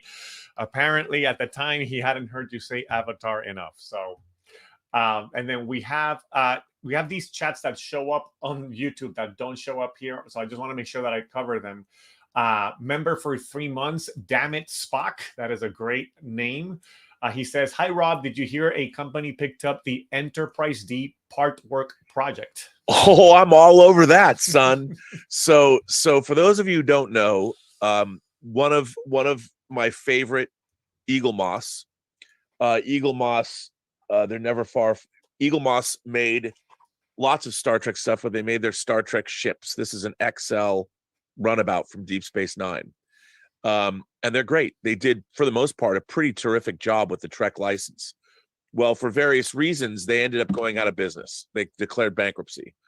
One of the things that they were doing was they were putting out a Partworks. What a Partworks thing, and that's what I'm building with the Space Battleship Andromeda, is they're not as popular here in the United States, but Partworks they release parts to a model kit every week.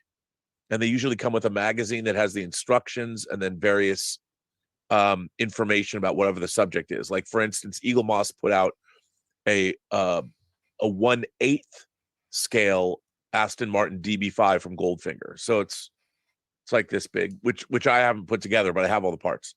But they were also putting out the Enterprise D, and about halfway into it, they went bankrupt. So anybody, like, I think I was like $1,000 into the parts, $500, and then they stopped. So now you were left with a bunch of parts that were useless because you could never finish the model. But Ben Robinson, who's one of the principals over there, figured out a way to got another company to pick up the Partworks, and they're going to continue providing the parts so you'll be able to finish your model. And it's a pretty substantial, it's a nice Enterprise D, which is pretty cool. So nice. Thank God. Thank God. Because, Elizabeth's like, "What are you going to do, man? You're going to spend all this money on these useless parts." I mean, it's really interesting because I've been building, so the Space Battleship Andromeda that I'm building, that's 4.5 feet long. I mean, it's huge. Yeah. And I thought the same thing happened because in Japan, during COVID, I mean, I had to find a Japanese buyer to get me these parts. And it's not like they're only like $15, each set or something, but they were only released in Japan. And then because of supply chain issues, they stopped. And I thought, because I love the Andromeda. And then finally the Japanese buyer I got, he goes, they're going to finish. They're going to finish. You're going to get your parts. And I'm like, oh my God. So right after Christmas, I got the rest of the parts that were missing and started building it. I've been following your progress on social media. Dude, it's a lot of wiring. Oh man, it's so much fun. I mean, it's a pain in the ass. Yeah. And it's complex, but you don't have to glue, and I was surprised at how much of it's die cast. Very cool. It's going to weigh 30 pounds. I swear to God. It's big, and the lights are incredible. There's so many fiber optics in it. The whole thing lights up. It's amazing, and there's sound in it. It's crazy. We have also a super chat from Jeff Yerke, $20. Thank you, Jeff. Mrs. Y and I took a break from Visconti, Bertolucci, and Pasolini last night to watch Olympus Has Fallen. It proved to be a great palate cleanser. Oh, well, first of all, listen to those three. You're watching some great stuff there. Did you watch like The Leopard? That's a great disc. I love Olympus Has Fallen. There was White House Down that Roland Emmerich made, and then there was Olympus. Olympus Has Fallen was much more along the lines of what I wanted, because it pushed more Tom Clancy-esque kind of thing, right? Yeah, and it also pushed the limits of it. It almost was way too over the top, but not quite. Olympus Has Fallen rules. And Jeff follows with, also, I feel the continued lust for the 1/6 scale 1966 Batmobile. So, oh my God, that thing is your model. It's sitting. It's in the John Campea offices. It's sitting on a table right at the front door. So, and it's got my Hot Toys Batman and Robin in it. So when you walk out, it's just sitting there. It's awesome. I mean, and that's another thing. Again, it took 4 years to get that. Wow. Because they didn't even know. So Jazz Inc. You can pay over time, and they didn't even know Warner Brothers came after them, and they ended up having to negotiate and get an actual license from Warner Brothers to put all this stuff out. Wow. But that Batmobile's incredible. It's incredible. Amazing. All right, we got Tom Jr. Jackson joining us. Sorry for the delay there, Tom. You should be able to unmute. Welcome, my friend. What's up, dude? Hello. Hey, Rob. How's it going, my friend? It is going well. Did you keep sending me these Funko Pops? I'm like, oh, I got to get that one. The Star Trek 2 Yeah, one. the Spock and Kirk. Yeah. Mm-hmm. I saw that and went, oh, I know who needs that. Who wants that? Yeah, that's a good one. I'm an enabler. I'm sorry. Oh, hey, I'm right there with you. I'm totally an enabler. The answer is always yes. Then again, just like Irene Jobson heard you know, earlier. Well, at least with those, you know, you're not really like chucking a huge amount of money into it. And Elizabeth can't get mad at you for like $27. No. But So. she does get mad at me because there's too much. If the stuff was all arranged, if it wasn't such a mess, like I keep meaning to come in here and finish. Like I'm falling behind because I've got all these colored lights to put behind me. If you look at YouTubers now, if you don't have colored lights behind you, you're like not cool. I've got all kinds of colored lights that I just haven't gotten around to putting up in here. And I got to more modernize the set, but she doesn't care if things are displayed properly. Oh, she's a little worried about this space battleship Andromeda. She's like, where are you going to put that? I'm like, I don't know. And there's actually a place in our kitchen, like in our living room. I'm like, why doesn't it go right here? And she's like, absolutely not. You're not putting that here. And I'm just like, why not? It's cool. It's so big. I mean, I didn't realize it's so big. It's easily the biggest model that I've ever built. I think the biggest model I ever built, I mean, there are model rockets I built that were bigger, but this model's huge. And it's wide. It's a wide bodied thing, and it's got 100 fiber optics in it that you have to string through. It's amazing. I can't wait to finish it. I don't know when. So did you like your gift, Rob? I loved my gift. Thank you. I was gonna show it. Did you happen to notice how I addressed it to you? No. I addressed the thing to you as Sir Robert Burnett. Oh yes. Yes. You know what's funny about that? So that way, if Elizabeth saw that, she wouldn't think that you were just randomly buying things off of Amazon. So for those of you who don't know, Tom Jr. Jackson sent me on DVD the entire Colombo series. And as I tweeted out, I'm like, awesome. I now have the entire prequel to Wim Wenders' Wings of Desire. Yes, that. And did you send that to me because you heard me say that I've been watching clips from Colombo on YouTube? Yeah. I love that you did that because I kind of fell down this Colombo rabbit hole. And, you know, you're just watching. There's clips. That show is so good. Yeah, he's great in that show. He's so great. He makes you think that he's like dumb, but he really knows what's going on. He figures it out, but he just he gives them enough rope to hang themselves. Well, what's really funny is the fact that you sent it to me because, you know, Wings of Desire is one of my favorite movies of all time. And they just released that 4K disc, which I got and watched. And it's really interesting to see Peter Falk in that movie, because when he's walking around Germany, for those of you who don't know, Wings of Desire is a great fantasy film about angels. And it's about one angel that falls in love with a mortal woman and decides to become mortal. But it's played, there's hardly any fantasy tropes in it at all. And it's set in and around Berlin before the wall came down in the late 80s. And in the movie, Peter Falk plays himself going to Germany to be an actor in a movie that they're shooting. And what you find out in Wings of Desire is that Peter Falk is himself a former angel.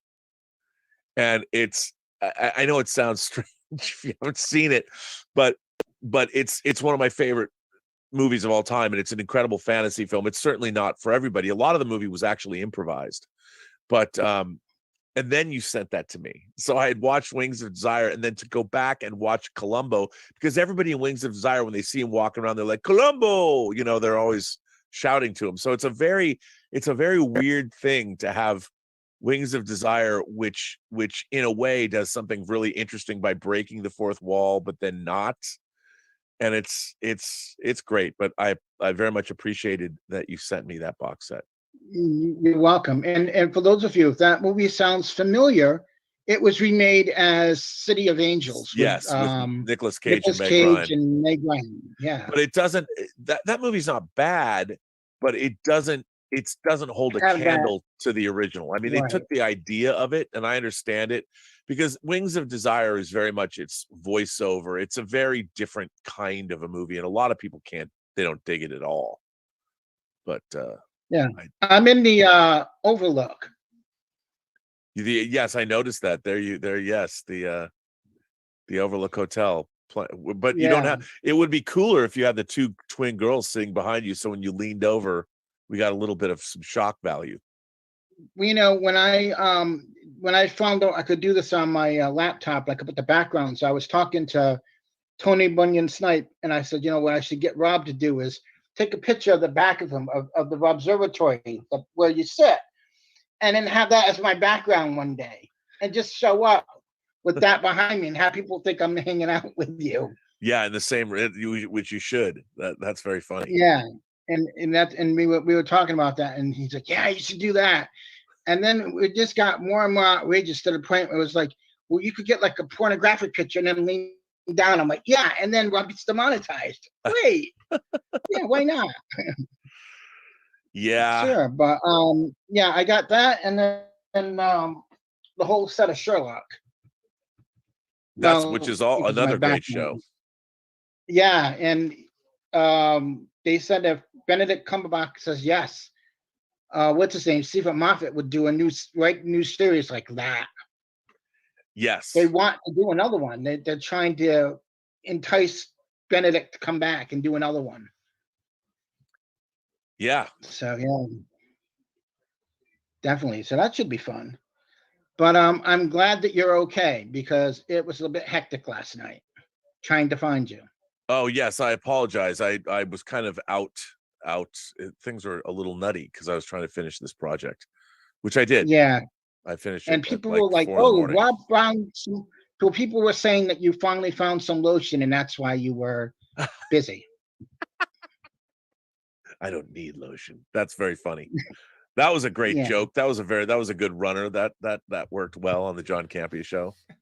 For those of you who don't, it was coming through the chat as well last night. So yeah, it was fun. It was fun trying to convince people that like the show has just been delayed. Really? Well, Rob says he's getting pizza. Well, then if he's saying that, he should be in the chat. Well, no. So it was like going crazy. We couldn't find you, but we're glad that you're okay. Yes. Oh, yes, I'm okay. Also a rule of thumb when working on a ladder, remember to have someone hold the ladder for you. Or sandbag it. I know. It was, well, you know what I was doing was, because the observatory here has a leak in the roof, and I got up on the roof because we were going to get these storms, and I was like, well, what the hell's going on? And there was something on the roof that was accumulating water, all this detritus, and so I got rid of it. And as I was coming down, it slipped out from under me. It was just a freak thing. So thank you, Tom. Good to see you as always. RRTNZ, he sends us a $5 New Zealand dollar super chat saying, hail Rob, Roberto, and Team PGS. Was keen to come on for a chat, but our dog is unwell, so I'm off to the vet. Hope you're all well. Live long and prosper. Well, you got to take care of your dogs. We hope your dog is okay as well. Let us know later on how things are going. Hopefully he's okay. Roger Robertson, you are up next. You should be able to unmute, my friend. Hello, Rob. What's up, dude? How are you doing? All right, just getting ready for the football to come on. I was going to say, who are you pulling for? Who do you want to see in the Super Bowl? You know, I've last few years I've liked Kansas City. I watched Mahomes when he played in college, and I've kind of followed him. So, even though historically Dallas, when I was a kid, Dallas was my team, I kind of follow Kansas City more these days. I would, yes. Mahomes, I mean, he's the best quarterback in the league. Oh, yeah. He's just so imaginative. And, I'm sorry about your Seahawks.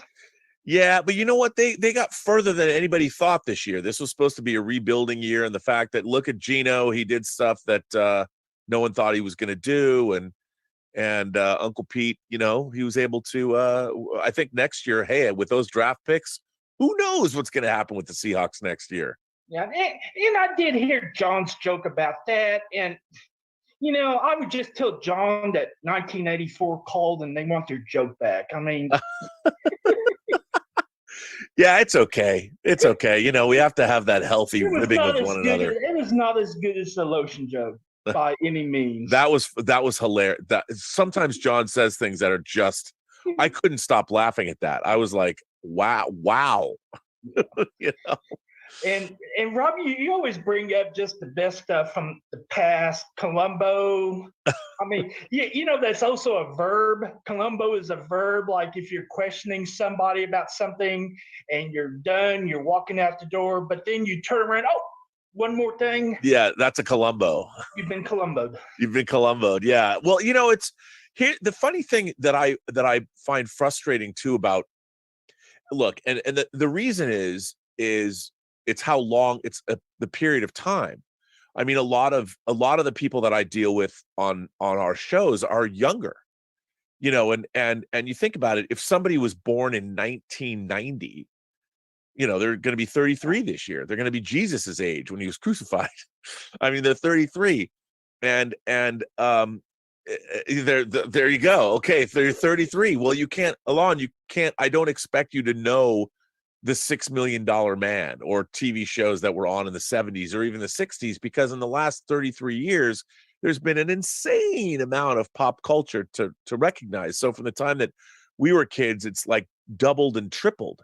And when I was a kid, when I was 11, 12 or whatever, it was possible to see most of the major fan genre programs. You could see them, and like literally almost all of them. Certain horror films you couldn't see, but because they weren't on TV, but you could see everything. Now it's impossible. Now there's no way, if you're born, why would anybody go back and watch Colombo or even know what Colombo is? Even though I still think that there's a lot of joy to be had from those episodes. Yeah, and the thing you brought up this week, also from the past, was Kolchak. Oh, that was that. When you asked her, someone asked a question on Twitter or something. What was the first scary thing you remember? To me, it was Kolchak. Oh, yeah. I mean, and what's interesting too, they did pay homage. They did have Darren McGavin come back in X-Files and play. Oh, yes. Like they didn't say his name because they couldn't.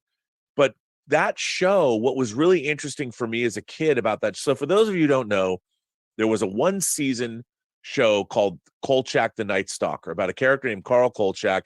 It came out of, there were 2 TV movies before the series. There was The Night Stalker and The Night Strangler. Yeah. And one was about a vampire in Las Vegas. And then the other was about a killer in Seattle. Like, kind of a high. It was kind of a high type character. Yeah. And Carl Kolchak was a Hyde, Dr. Jekyll and Mr. Hyde. Yeah. So Carl Kolchak was this sort of hard-bitten reporter, the deeply cynical reporter who would go after these cases that turned out to be supernatural in nature. Like there were real monsters, and it was very much a precursor to the X-Files, but it didn't last very long. But it was still, if you saw it like as a kid, man, that show ruled, because there was one where there was like a knight riding on a motorcycle that cut off people's heads, and it was great. And it only lasted 1 season though. And it had a great theme song, and like Simon Oakland was his boss. And I love the editor. The editor would always be screaming at him. And he was going to be fired the very next day. And it was great. And you can get the series. Kino Lorber has released both of the TV movies and the series on Blu-ray, and you can get them, and they're great. And kudos to Kino Lorber, the unofficial sponsor of the Burnettwork. God bless you guys. You sent me a 4K of Death Wish and one other thing. Death Wish. What did they send me this week? Death Wish and something else. Oh, and the Italian Job, a 4K of the original Italian Job with Michael Caine. I only bought one disc this week, so now I've got 3 discs I can show. Let's get Physical Media tomorrow. But thank you, Kino Lorber. The Mini Coopers. The Mini Coopers, man, the original Mini. But yeah, Kolchak, because John didn't know what that was. He'd never heard of Carl Kolchak. Yeah, I can believe that. Yeah. Yeah, because he's 5 years younger than me, and or no, maybe 3 years younger. But you had to have seen it, when you were a kid. If you weren't old enough, and your parents Canadian that probably didn't make it to Canada. Yeah. And so he didn't know what it was. And that's true of a lot of people. I don't hold that against somebody because it only lasted 1 season. Like my beloved UFO, that Jerry Anderson's UFO. Very few people remember that show. It only lasted 1 season, but man, do I love it. It's like the HBO Carnival was one of my favorite shows. It only lasted 2 seasons. I know. And that was a damn shame because that show is amazing. Yeah. All right, Rob, we'll take it easy, and glad your back is better, and catch you later. Yeah, good luck with Kansas City. All right. I'll see you later, Roger. Thank you, Roger. Good to see you. All right. We have one more super chat here. Alexander Wilson. Our man Alexander. $10. Thank you so much, Alexander. Saying, I was looking at Barry Jenkins' top 10 favorite films of all time list, and he has a 6-hour Hungarian film named Satan Tango by Bela Tar on it. Rob, have you seen this movie? No, I haven't. Yeah. But I'm a big fan of Barry Jenkins, so I will definitely go look at that. It has 3 accents on the word. That's pretty interesting how that's written. And if you were to translate it straight from that to English, it could be like Satan Tango. Do you think it might be like Tango Shalom, but with Satan? Bring that up. I cannot wait if that's the case. Just like the counterpart to Tango Shalom is Satan Tango. So, all right, we've got Chris Taft coming up now. Let me go ahead and unmute you, Chris. You should be able to unmute. Hello. What's up, man? Not much. Rob, I'm glad you're feeling okay. That's pretty crazy. Yeah, I mean, it was it was like it's funny because I don't have any aches and pains, and my back, it got really bad. I couldn't even. I had to sleep on I like to sleep on my side, but I had to sleep on my back. I couldn't even move, and it was bad. But as you get older, I mean, I should consider myself lucky. I'm still climbing on roofs and shit, which is probably something I shouldn't do. But, well, I mean, if you're young and you're still young and spry, you can still do it. Why not? I'm a pretty much a DIY guy. I'm like, well, let's go fix this. Let's go make this happen. Let's go do this. That's the great thing about YouTube. Is if you need to know how to do anything, whether it's fix plumbing or like I'm gonna have to re-roof the Robservatory or put more shingles on it because there's a place where there's a hole in the roof and I need to go fix it. And it's like I could hire a contractor or watch a few YouTube videos and do it myself. Why not? No, I did that with my friend's mom had us like change the electrical wires in her lighting one time. We had to watch like a bunch of YouTube videos and it took us like 6 hours, but we were able to figure it out. Yeah, I mean, and there's something gratifying about that, like when you fix something on your own. Especially because I'm 30, people my age don't really know how to do anything, so It's like it's pretty crazy like that. I know how to like change a tire and like change my own oil and stuff, and most people my age are like they don't even know how to use a screwdriver. It's pretty crazy. Yeah, I mean, like I don't understand how you drive a car and not know how to change a tire. Like, especially in LA, because I once had a blowout on the freeway. And, like on an 8-lane freeway in LA, and I changed my tire in the middle of the 405 freeway, not in the middle of it, on the side of the 405. And it was brutal, but I was able to do it in about 5 minutes. I can change a tire very fast. Well, when you need to in a pinch, you gotta. Yeah, and it's crazy to me that people don't know how to do these things. Well, that's just the I mean, that's just kids my age, or people my age, not kids. We're adults now, but the people my age, like, we just got used to everyone doing everything for us, and we just got complacent to a degree. Yeah, it's weird because like I like to make stuff. I like to build things, and well, as much as I don't, I like Jordan Peterson to a certain degree, but some of the things that I absolutely do not agree with. But one thing I did like that he said is he always talked about like taking responsibility and putting in work. And I do think that that's something that's really important that people my age tend to lapse on now. I'm not quite sure why, but yeah. And well, there's something gratifying. I mean, I like my dad and I used to make stuff, and when I was when I was in junior high, I took a woodworking class where and I built my mother like this it's for a planter. It's a table with legs in it that is to put a vase on.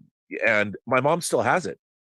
She still has plants on it. And I made that for her in 1982, 83, and I cut the legs and shaped it all. But this was a class I was taking. I took this class in the 8th grade.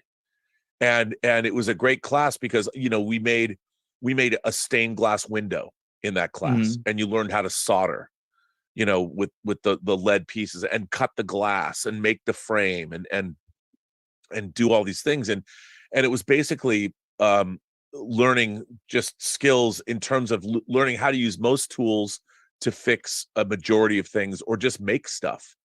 And it's like, so I didn't grow up fearing tools. Like, okay, what needs to be fixed? Let's go fix it. And some things I don't know how to do, but now with YouTube the way it is, you can see a tutorial about how to do anything. Yeah, for amazing. Sure. Absolutely.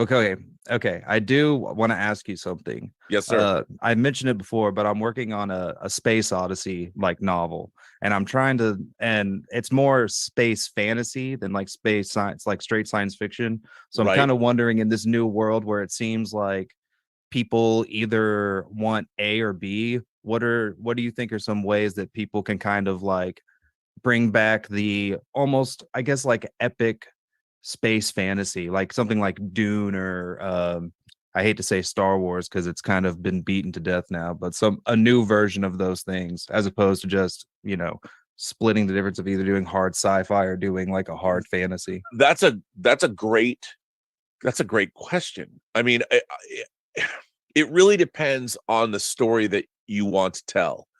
And I would say if there's a metaphysical angle to your story, like we talked earlier about magic or the Force or something like that, something that is not based in hard science, then as long as you define the rules of your universe and make sure that those rules are easily understood and that the rules are interesting.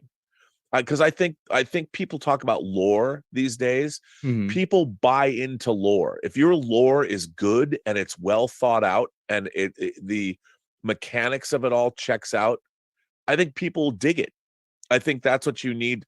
Like in terms of Star Wars, I think part of what happened with Star Wars is the lore of the Force has become a little muddled, to be honest. Yeah, and to say the least. Yeah, and I think that it's they did a lot of crazy things in especially the sequel trilogy where the lore of Star Wars was violated. Even Lightspeed, not understanding.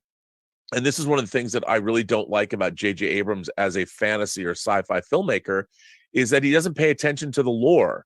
And he'll just decide if something looks cool to him, he'll dispense with the lore. Like, for instance, the reason that the Enterprise, the Starship Enterprise, looks the way it looks is because it's constructed in space.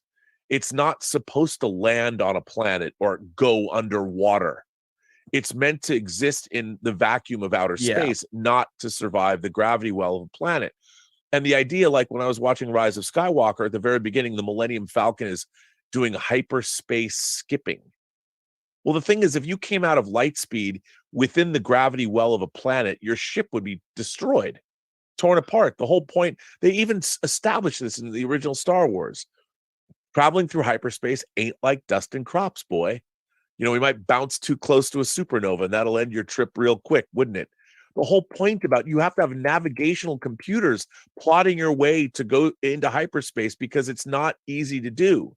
And you have to make sure that you don't come out around a planet or a star, because the gravity would destroy you. And even in a space fantasy like Star Wars, it matters.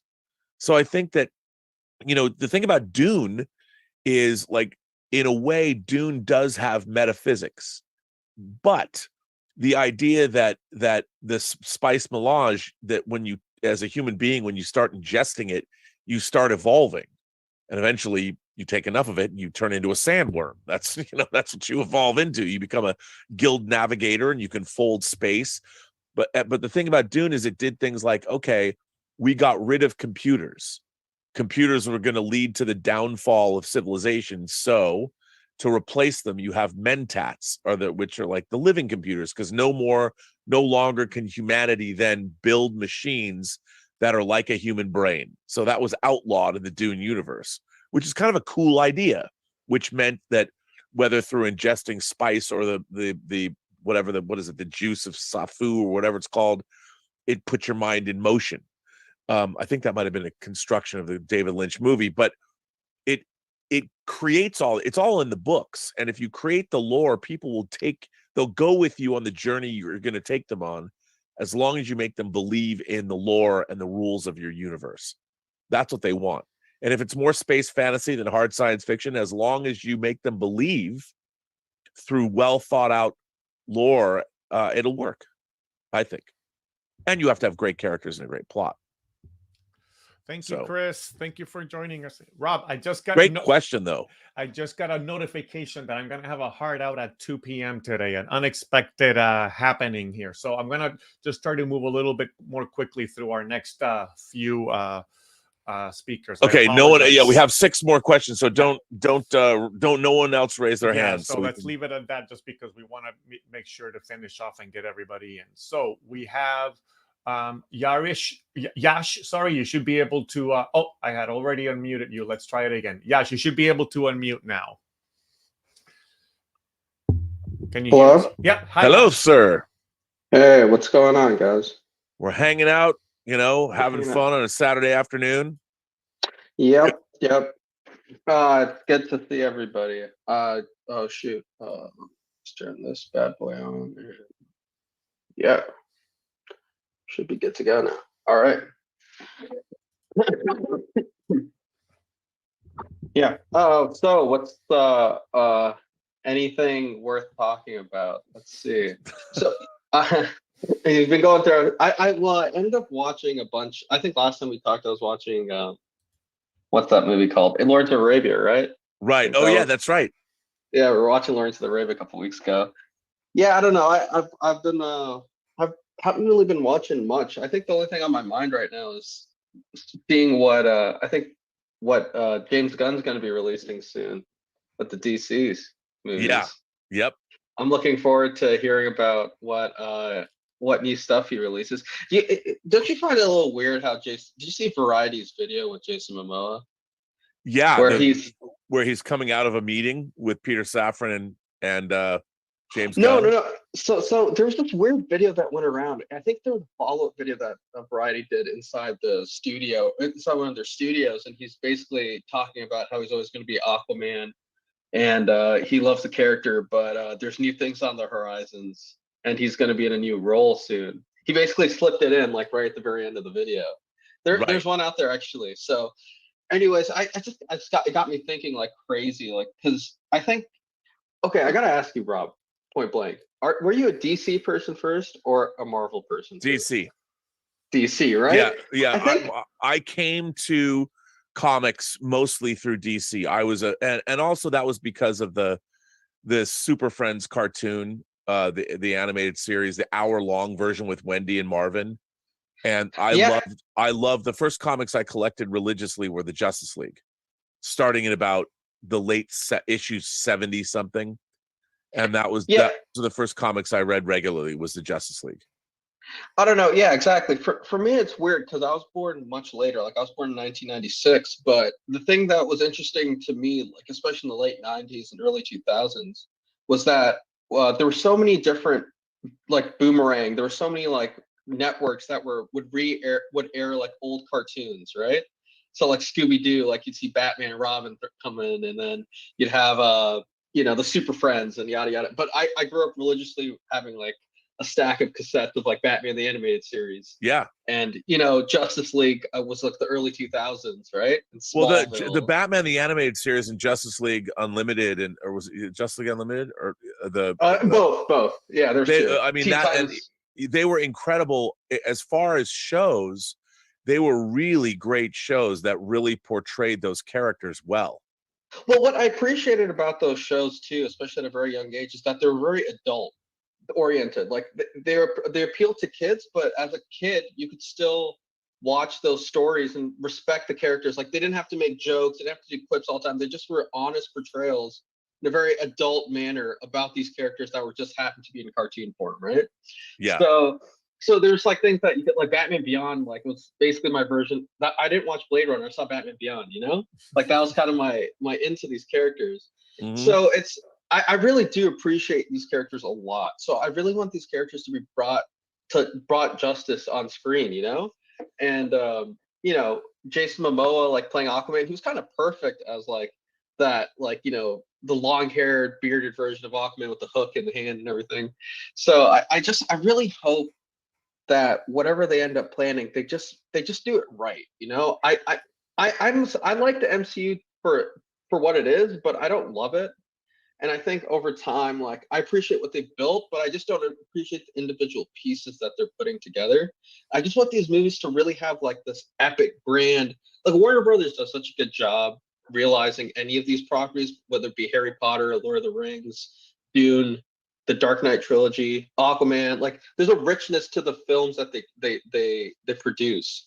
Even at Black Adam, for all its faults, best special effects of any superhero movie last year. No, I agree with you. I mean, I think that's what here's the real problem that I've seen throughout my life is that it's really difficult. Like I was on a show with Stan Lee himself in the mid-90s, later 90s, that was on the Sci-Fi Channel called SF Vortex. And he and I were having a debate, and he said this aloud. He said, it doesn't really matter who plays Spider-Man because Spider-Man's in a mask. And I said to him on the show, I said, but Stan, it's Peter Parker. That's the heart and soul of Spider-Man. It's Peter Parker who you have to cast and be in love with for that very reason, that when he becomes Spider-Man, anybody can be under the mask, but only Peter Parker can be Spider-Man. And I think a lot of people, even guys like Stan Lee, they didn't understand there's a prejudice, and this happens with certain genres as well. The horror genre has always been sort of ghettoized in people's minds, that it doesn't have to be highbrow. And then when a movie like The Exorcist comes out and blows people away, or Rosemary's Baby or something, they realize, oh, you can make a highbrow horror film or story. Well, the same was true of superheroes. Up until fairly recently, there was one superhero movie, Superman the movie, that showed a DC character with the kind of reverence and the kind of adult approach that it needed, showing people like, oh, and this is an American thing. Americans are, if you go to Europe and you go to Asia, you can find comic book material about anything. They have stories. There isn't a prejudice against comic book derived properties like there is here, because superheroes are just for kids.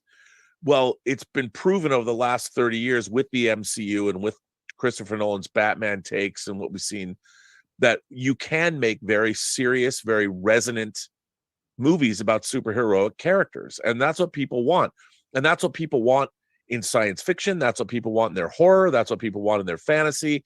They want the same thing that books and comic books elicit in their readers. That's what people want to see on screen. That's why something like A House of the Dragon, a fantasy show about a kingdom that never was, when it's portrayed very realistically, people buy into it. And that's what everybody wants. I think that's the key to making successful superhero films. Now, you still have to keep the fun of it. They still have to be fun, but they have to be serious. And I think that that's what people are looking for. And superhero movies have certainly evolved over the last 30 years. So Thank you so much, Yash. Sorry to have to be a little bit more of a stinker here, but need to move through the next few calls a little faster. Alon, it's your turn, my friend. Go ahead and unmute. What's up, dude? Shalom. Shalom. Hi, everyone. All right. So I actually I want to preface and say that like today's stream was very interesting and thought provoking. That's good. I like that. You guys started talking about AI, and I took the liberty to like imagine. Let me just unblur my background, and I'll take you on a tour.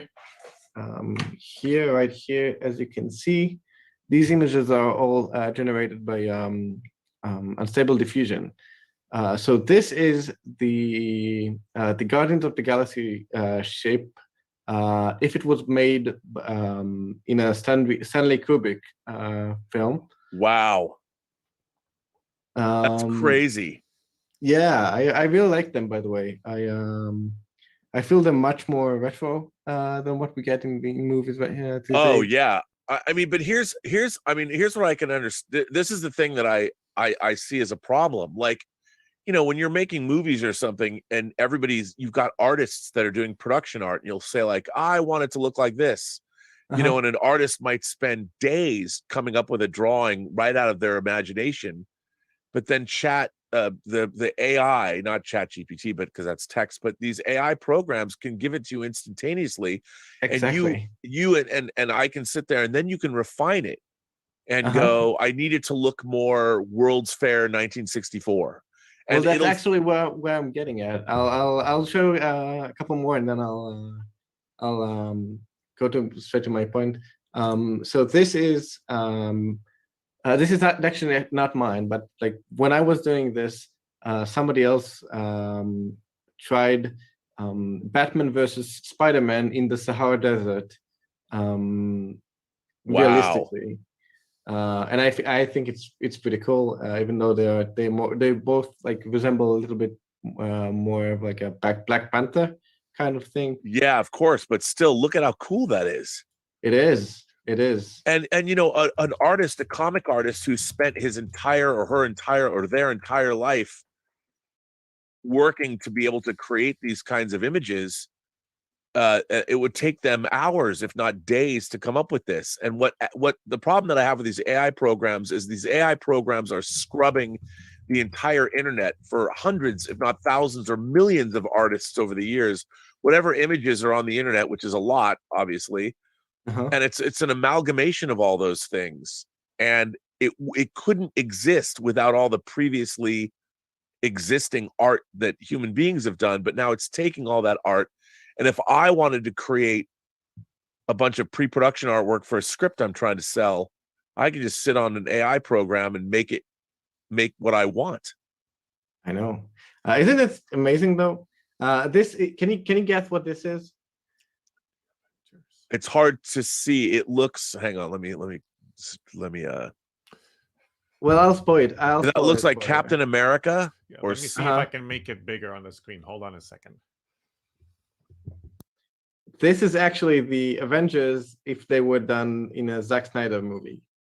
Wow. Okay, I can see that, and that's. I mean, that's pretty cool. It is. It is. Let's see.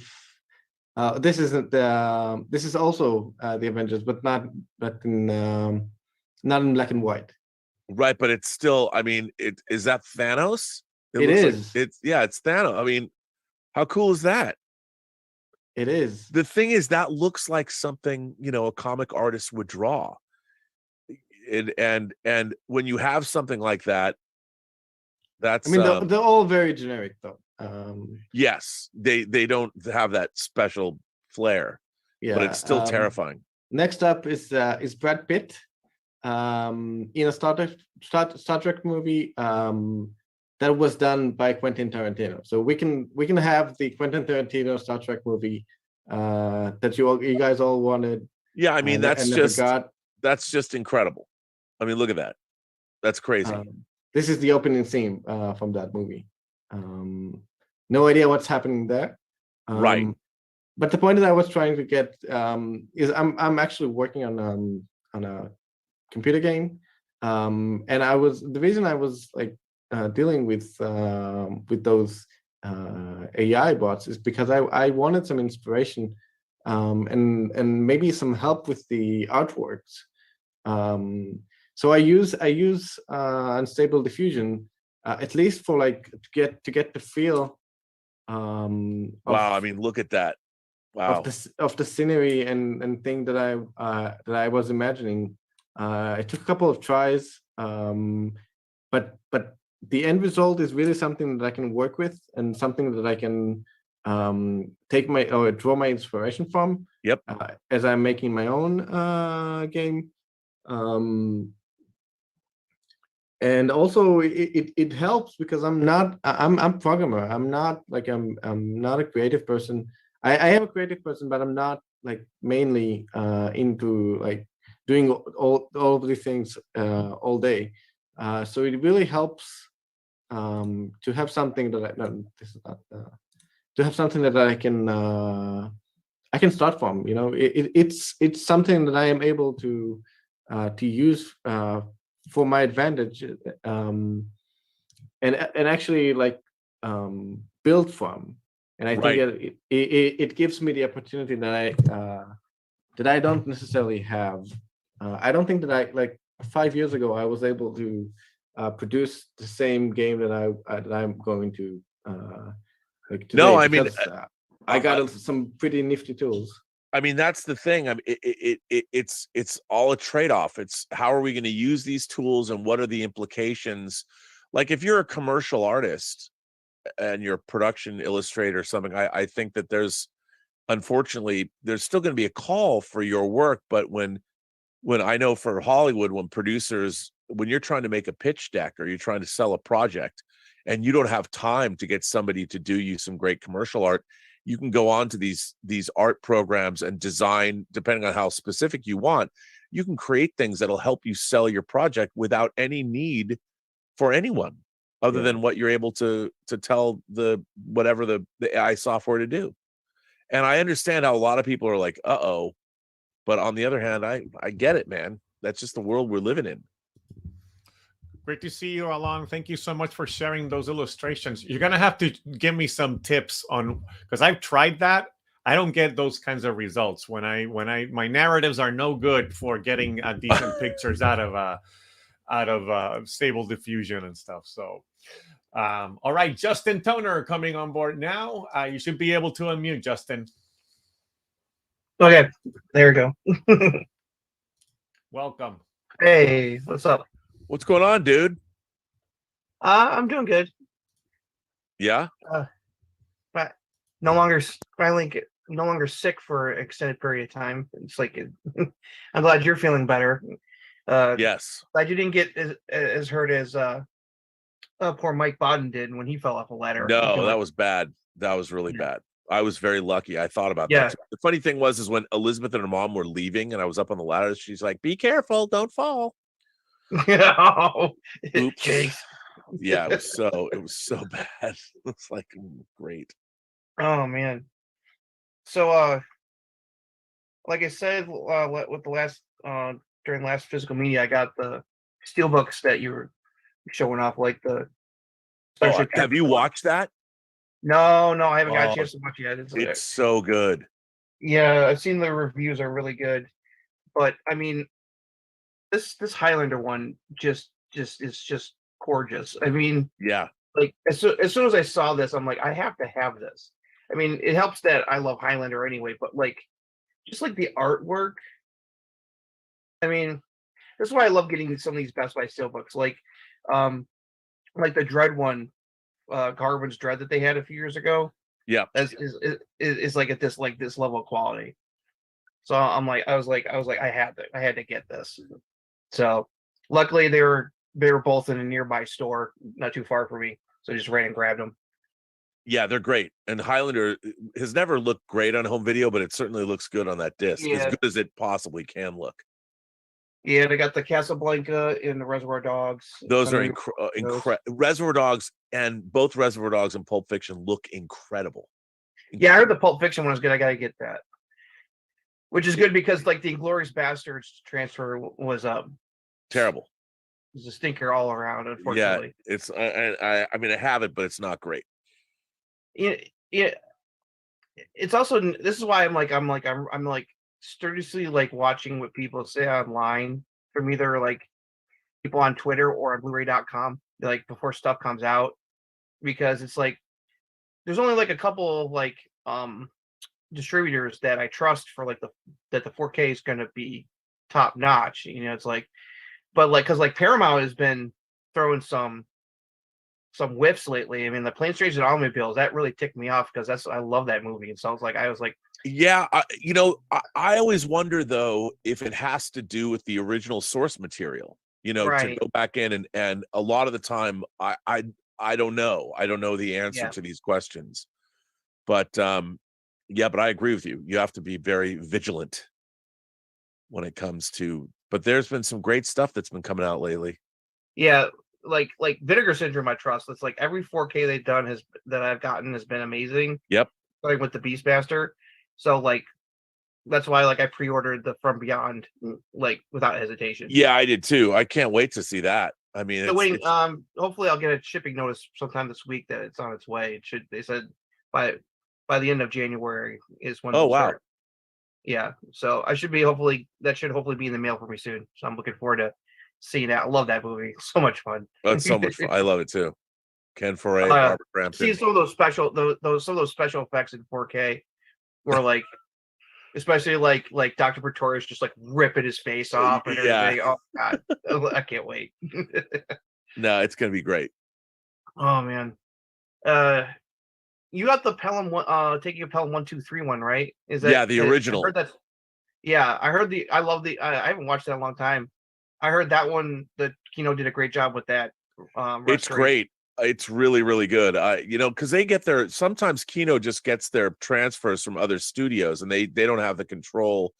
Yeah. But I've been impressed for the most part. I haven't watched Death Wish. I read not a very flattering review from Harris, Robert Harris, the restorer, and said it was like the first time we got a 2K Dolby Vision or a 2K HDR disc. And it's not truly 4K, which I don't know because I haven't watched it, but I have the disc.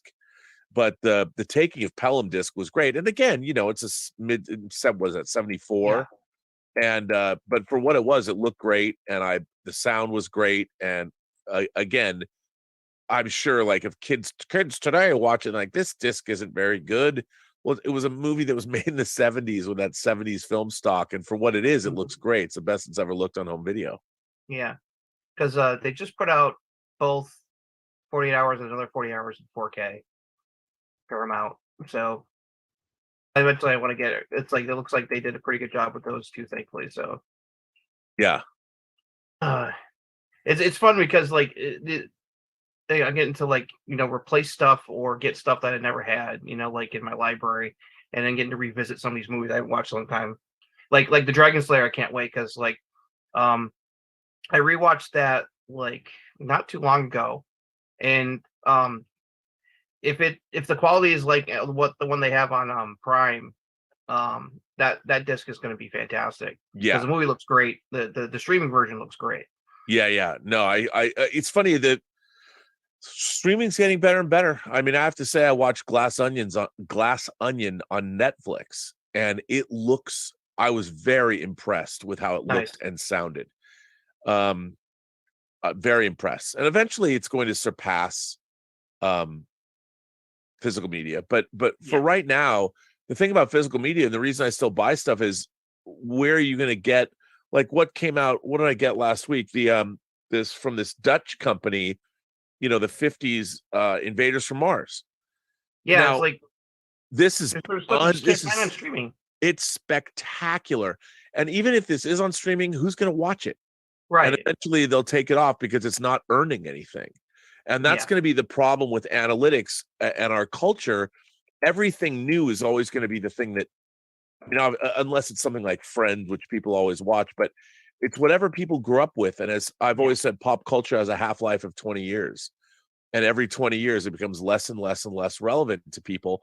And that's what's our whole past will be forgotten because the analytics will say no one's watching this. Yeah. So let's just get rid of it. Yeah. It's like, it's like streaming is nice, but not everything's there. And I prefer to be like, no, I feel like watching this. I'm going to just pop it in right now because it ain't on Netflix. So. Well, it's interesting with Elizabeth's parents. We've started our own. Oh, it's good to see you, man. And Kelvin, how are you, sir? I guess Kelvin's up next. Is that right? I'm getting him, getting Kelvin here. Go ahead, and you should be able to unmute now, Kelvin. Okay. G'day, Rob. How you going? What's up? Did I owe you money? Oh, I haven't got the disc when yet. it arrives, that'll do. That'll be the. Thank you for getting that for me because I was really upset. I'd forgotten about that, and I was because I really wanted Blue Steel and Narc, and I agree with you. Internal Affairs. I love Internal Affairs. I hope it's a new transfer. Because I have hope these things. Yeah, very hard to work out. Yeah, you never know. You don't know, but still that box. I mean, I don't have Blue Steel on Blu-ray, and I don't have Narc has never been on Blu-ray. I mean, I've never seen The Yards. I don't even remember seeing it at the time. So that's a great set. I didn't bother with the volume 1 because it wasn't really that bothered with most of those movies. But nope, this one had enough to get you over the line. Yep. I just wanted, you mentioned sometimes, there's 4Ks are region free. Well, I can tell you that this one is not a region free 4K. Who put that out? This one, glasses on so I can read the back. Screen Media. That's interesting. I have one 4K that I found. The Doors. Oliver Stone's The Doors is a region locked 4K disc. Yes, but I have a multi-region player. But I had to watch the Blu-ray from this disc. Yeah, I mean it's weird. It's funny that the Blu-ray would play for you. Is the Blu-ray region free or is it Australian? I've got a region free player, so it's a region A disc. But just annoying. So they are around. It's just not. I think this must be like a specialist one because this is the extended cut of the movie. Oh yeah. I mean, it's really frustrating. I was surprised when I put The Doors into my main player and it didn't play, because it hasn't come out in the United States yet in 4K. So it's only the but it was region locked, which surprised me. I did watch this last Sunday. What'd you think? What a stunning restoration! Oh my God, dude! I thought the previous Blu-ray that they'd done from 10 years ago, which I didn't realize was a 4K master, was good. This just blows away most. Well, and what's great is they restored the sound too. Oh, no muffling, no nothing. It was incredible. And that's what's so great about the modern age that we're living in is when you have people that are working in restoration that really know what they're doing. We're getting George Feltenstein and his team have surpassed themselves. Oh, incredible. Just incredible. It's just a question of, will they continue to spend money on these restorations? That's the real question. That's the one I want to see next. I can't coming this year. It's the Maltese Falcon. Yeah, yes. Yeah, that is. They are that. Yeah, I can't wait to get that too. I mean, and some of these black, like I just watched, I picked up Orson Welles' The Trial with Anthony Perkins. I'd never seen it before. And it's incredible. That disc is incredible. It looks great. I'll tell you, some things you just can't fix. And I've watched this a couple of weeks ago. And that's Dersu Uzala? Yes, it is. Yeah. The because of the original source material, because it was shot by Moss Films. Right. So it's a really low resolution sort of color photography. Either way, the story itself drives that sort of worry out of the picture, so to speak. Yeah, I was. I wanted to look better, but I used to have the Japanese Laserdisc of that in the 80s, and it was not great either. But it was just a hard film to get, yes, you know. And I love having that disc, though. I really do. Yeah, no, they've done an incredible job on what they've been able to work with. So, yeah. I wanted to. Oh yeah, what was the latest thing? I did bring. I did just go with the standard Highlander. And I also got this one. Oh, have you watched that yet? No, I haven't. That's great. All of our special features are on there. But the disc looks incredible. The movie, you know, I've read some places, some people that didn't. I'm like, no, dude, that transfer looks incredible compared to. People forget The Usual Suspects was made for less than $5 million. It's a low budget movie. I thought Reservoir Dogs was incredible. It's a low budget film. It's incredible. It's really well shot. It looks amazing. I actually forgot how it's like as if you were in a theater, you know, like it's just a play. Yeah. You know, there's very few outdoor shots. But I have to say, one thing I did watch last Friday is The War of the Worlds 4K. How is that? This is exactly the same Paramount disc as was released. This one's the imprint. It just comes in the steelbook. Yeah. Well, this is actually a box. Oh, that's so nice. Yeah. It's one of my favorite movies, but I was like, yeah, I already have it. But that box is really nice. I did think about just buying the US disc, but then I thought I just got to have it. I've got to encourage imprint, so this is their first 4K. So they're doing a great job though. Yes, it's just that it's like double Jeopardy's coming soon on 4K, and I bought the Blu-ray. You know, and going. Yeah. Oh well, that's the way it goes. Quick shout out for Night Stalker. I bet you've got these books. You've got. Now what are those? Oh, these are books. Oh wow! Wow. Okay. 1993. Who put those out? Who published those? I think they're Cinemaker Press. Huh. Something. That's cool. It is. It's fantastic. I always remember picking these up because The Night Stalker was a very successful show in Australia. Because I remember watching it in the early 80s. Oh yeah. And Zombie, perfect episode. Anyway, I think it's time for me to. Yeah, good to see you, Kelvin. Take care. Good to see you, man. I can't wait to get that disc. Thank you again for sending it to me. All right. And our man Hassani is here. Hassani, you should be able to unmute now. Hello, guys. Hello. What's up, man? Do you guys see me? Do you hear me? We can hear you fine. Now I can see you. Rob, before we start this conversation, I want to show you my new studio corner. I love the Kill Bill poster. Thank you. That's an original from 2002-3. Yeah. And Rob, I'm going to show you the biggest print you'll ever see. And I want you to guess who's the artist. It's a famous artist, okay? It's a big motherfucking print. Wait.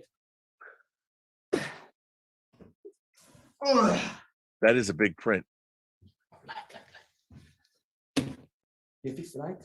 Wow, that's really big. Rob, I know you're gonna guess right because this is a special artist and a special cover and a special hero.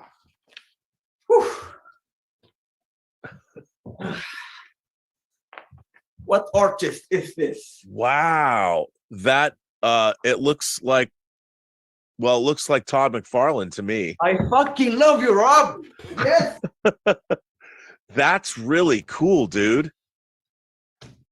Todd fucking McFarlane. Spawn. There you go. Look at that. McFarlane. There you go, Todd McFarlane. That's really cool. Friend. Where'd you get that? I got it from my friend, and he got it from England for 10 years ago. Wow. And I got it for free because we work together. Bro, that's a great print. I'm glad I knew what that was, because I would have embarrassed myself publicly. maybe, but I knew that you knew who that was. Okay, so let's go back to my corner here. Okay, Rob, what's up? Do you see me good? Yeah, is that a Hot Toys Ben Affleck Batman? It's actually not the Hot Toys. I got it from Loot Crate. Oh, okay. All right.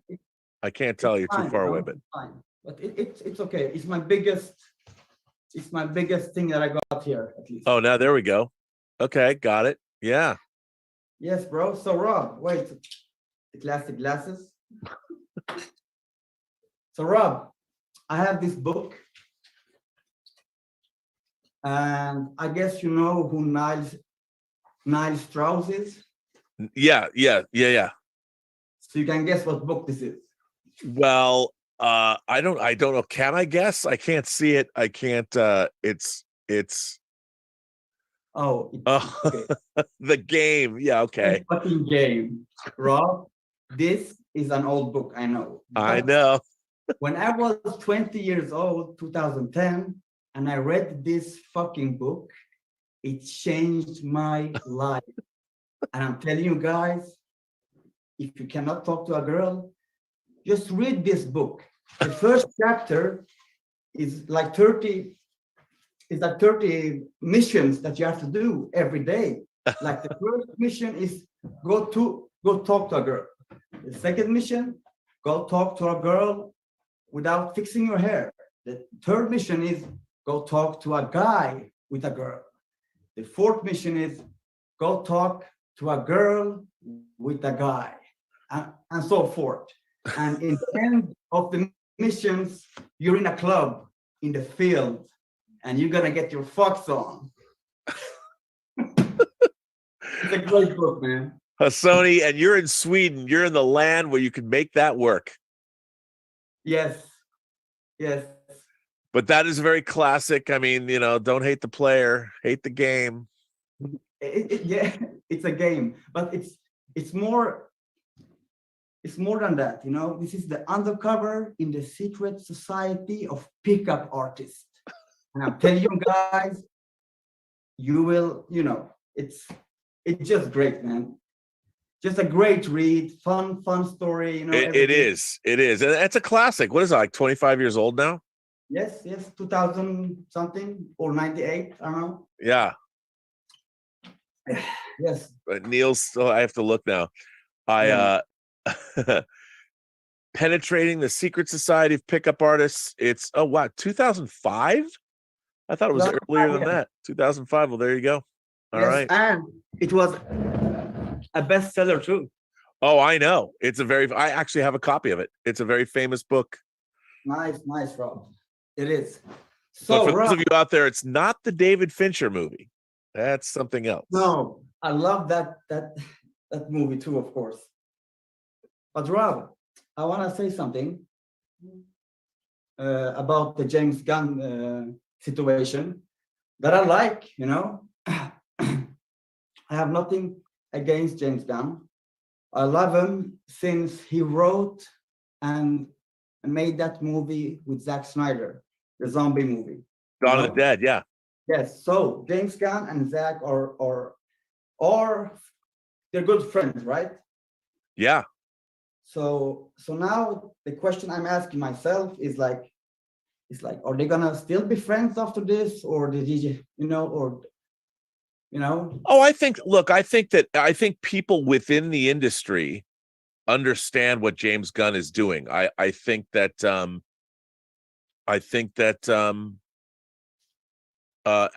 they'll absolutely be friends.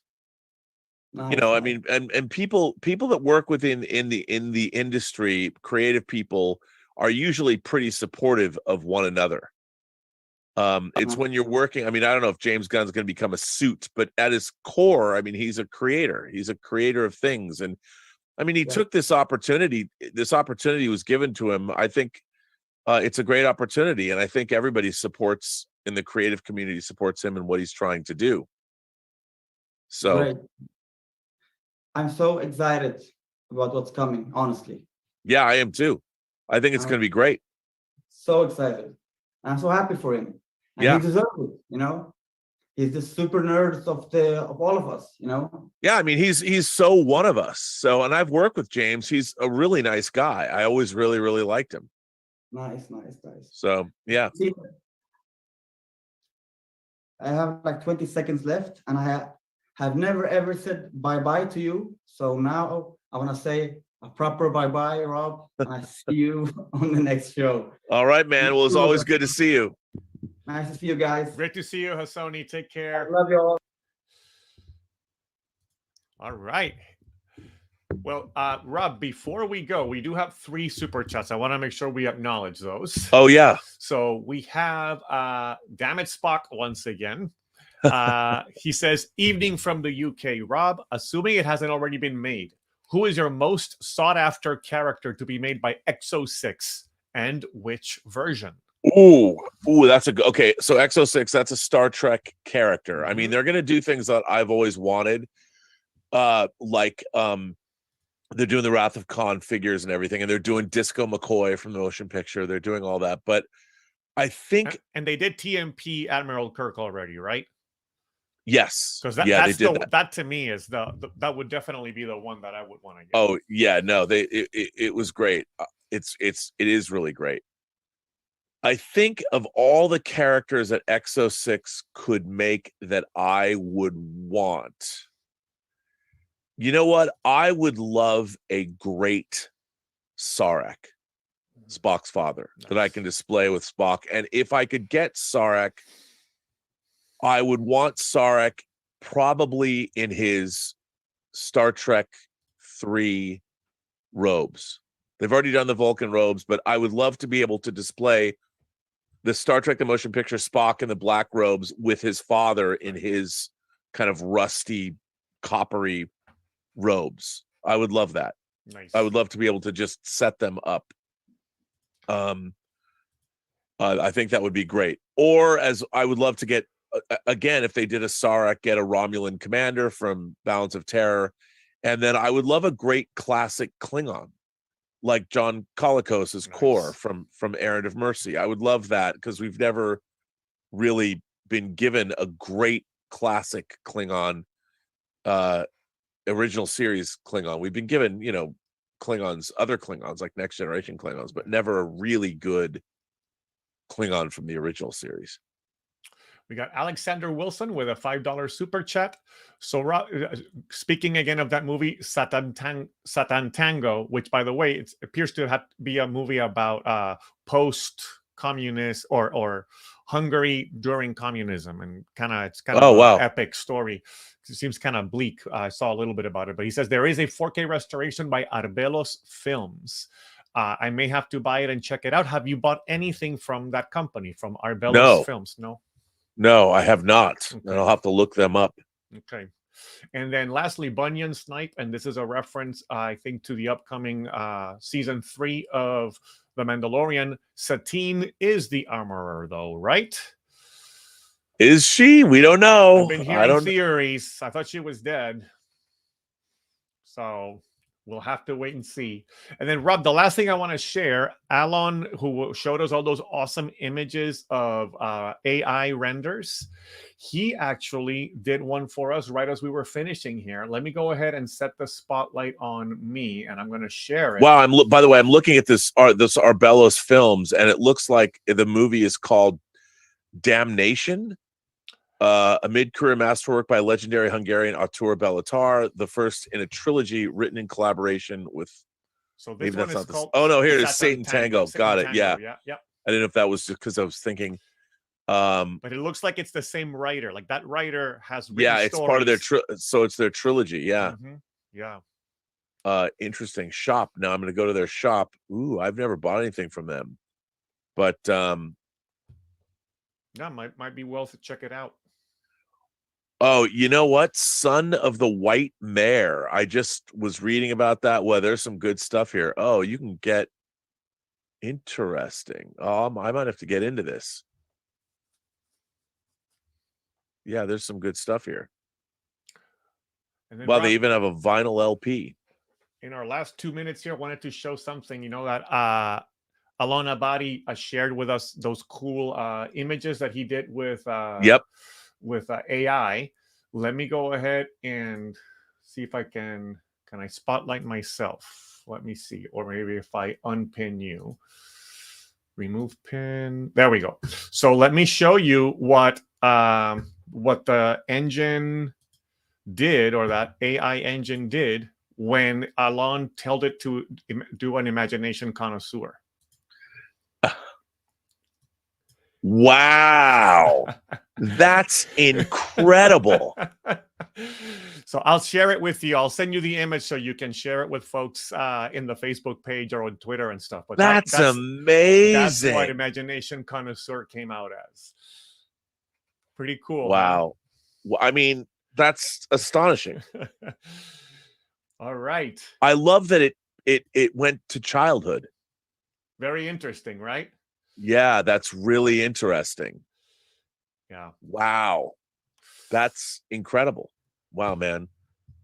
So thanks to Alon for sharing that, and I will go ahead and get that to you too, Rob, so you can share it with the community. And then let me get back on here. Well, I want to thank everybody for supporting the channel. Thanks for being members. You know, these bi-weekly chats, we're going to try and keep them bi-weekly this year. They've been going well. Thank you, Roberto, for doing it. I think I've been wanting to do this Robservations all week. Disgusting. Are you doing? Tom Jr. Jackson had texted me wanting to know if you're doing something this afternoon after this. Yeah, show. I'm going to do it at 4 o'clock. Okay. And I'm going to, because I've got this topic that I've been wanting to talk about all week. So I'm going to do that. So I'm going to set it up now. And then, of course, Midnight Musings will be tonight as well. Perfect. So indeed. All right, everybody. Thank you so much for joining us today. And we will see you in a couple of weeks. Next week is Que Pasa PGS at the same time. So those of you who want to do the Spanish show or practice your Spanish. By the way, Rob, Indiana Jones and the Dial of Destiny, the Spanish title is Indiana Jones y la llamada del destino, the call of destiny. I think it's a better title than Dial of Destiny. Yeah, I think so too. Call of Destiny is how it translates. Wow. Interesting, I love it. Huh? Yeah, I like it better too. It's better. The Call of Destiny. I love that. Yeah. All right. Anyway, we'll leave you with that. Thank All you, right. Rob. Have a good show later this afternoon, and goodbye, everybody. Thanks for joining us. Join Lael and I tonight. Midnight Musings. Woohoo. See you then. All right.